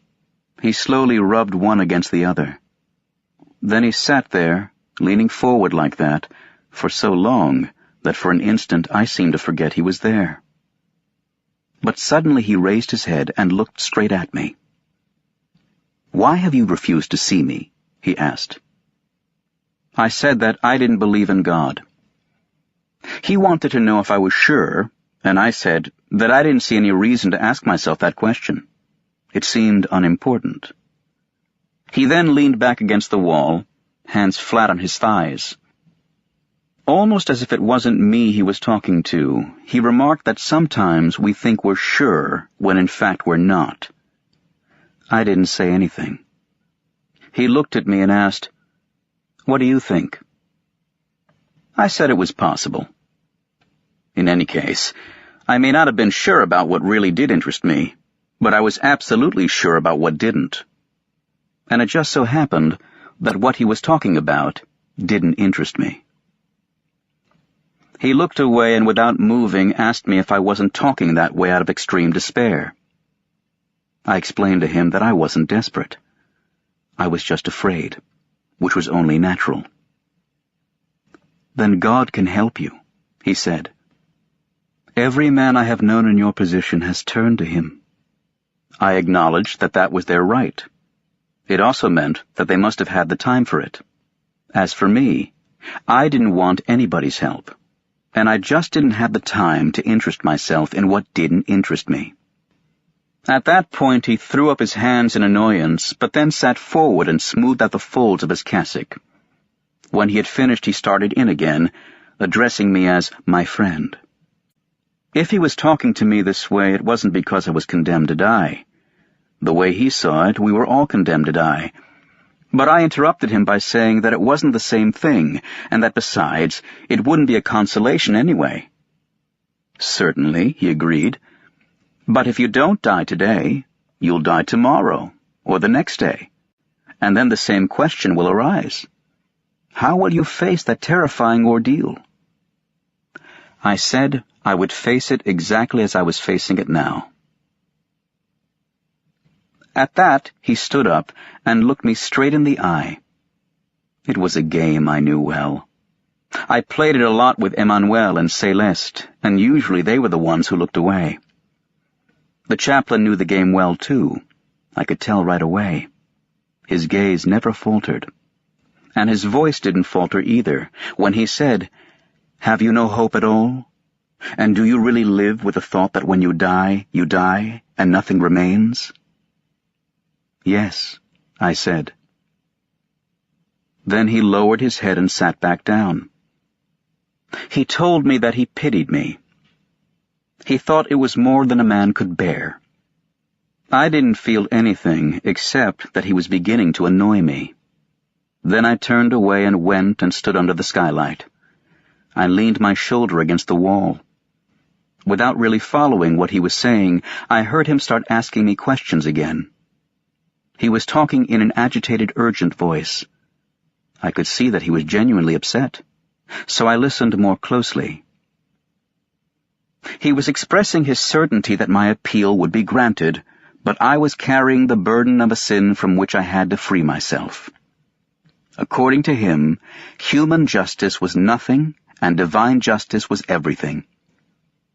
I pointed out that it was the former that had condemned me. His response was that it hadn't washed away my sin for all that. I told him I didn't know what a sin was. All they had told me was that I was guilty. I was guilty, I was paying for it, and nothing more could be asked of me. At that point he stood up again, and the thought occurred to me that in such a narrow cell, if he wanted to move around, he didn't have many options. He could either sit down or stand up. I was staring at the ground. He took a step toward me and stopped as if he didn't dare come any closer. He looked at the sky through the bars. "You're wrong, my son," he said. "More could be asked of you, and it may be asked." "And what's that?" "You could be asked to see." "See what?" The priest gazed around my cell and answered in a voice that sounded very weary to me. "Every stone here sweats with suffering. I know that.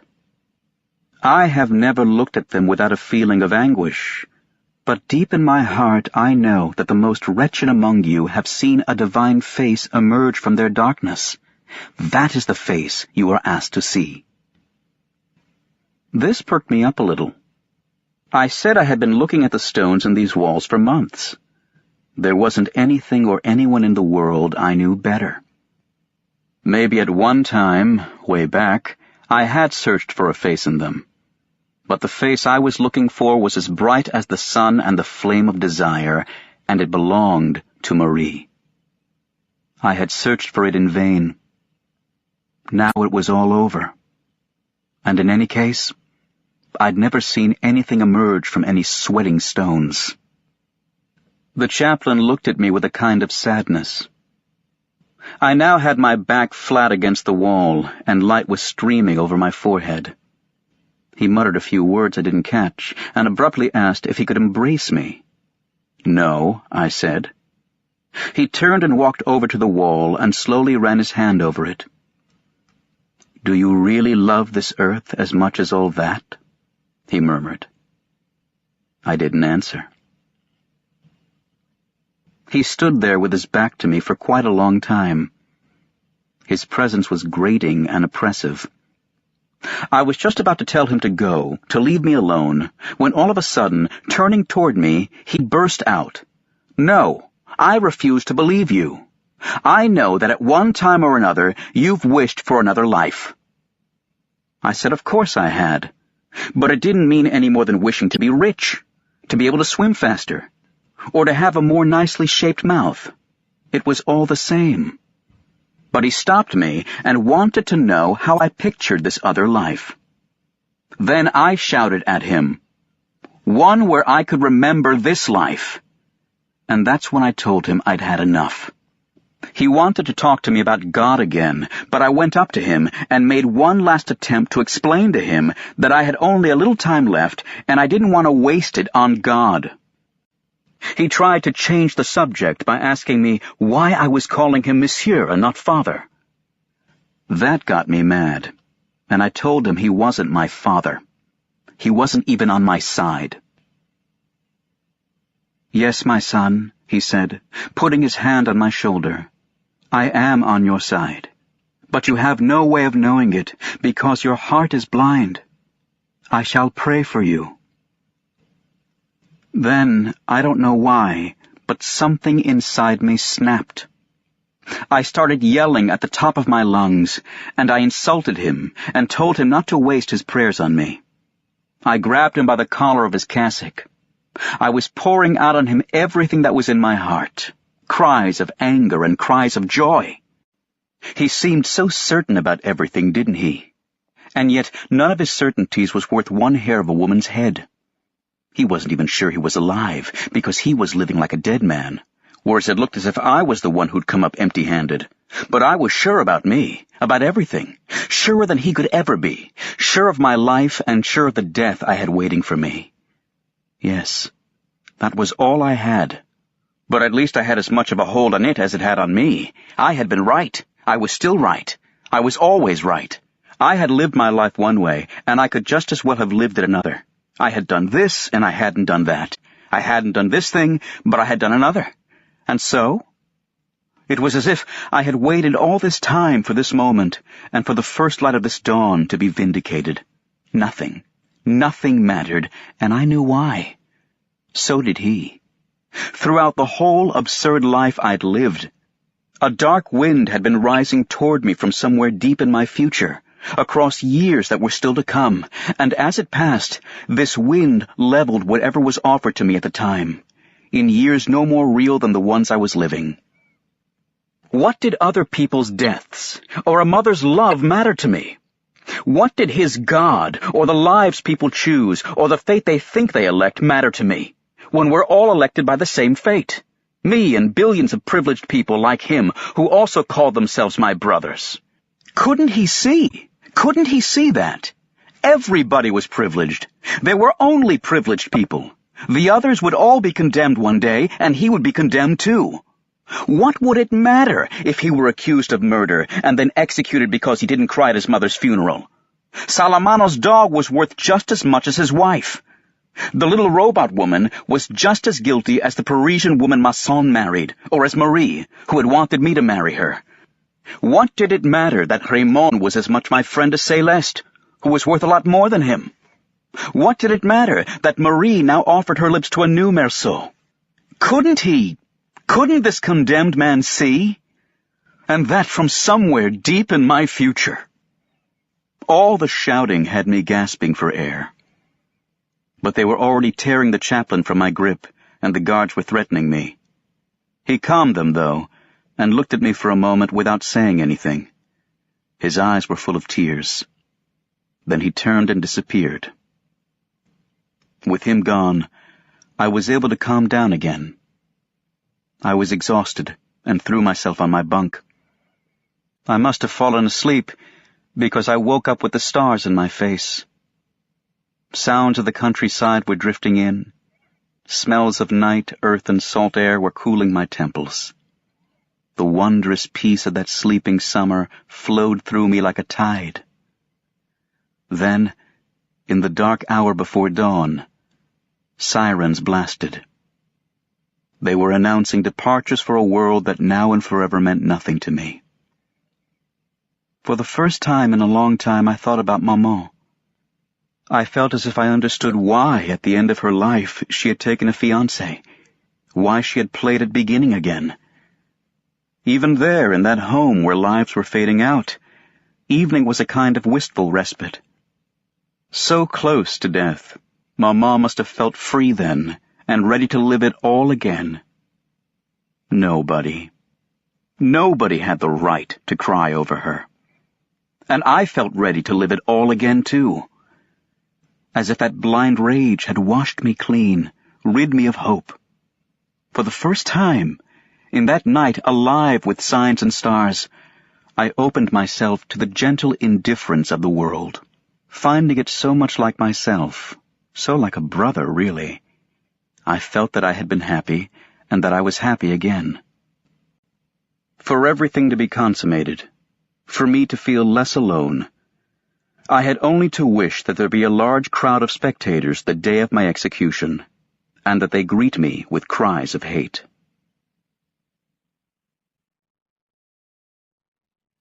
The End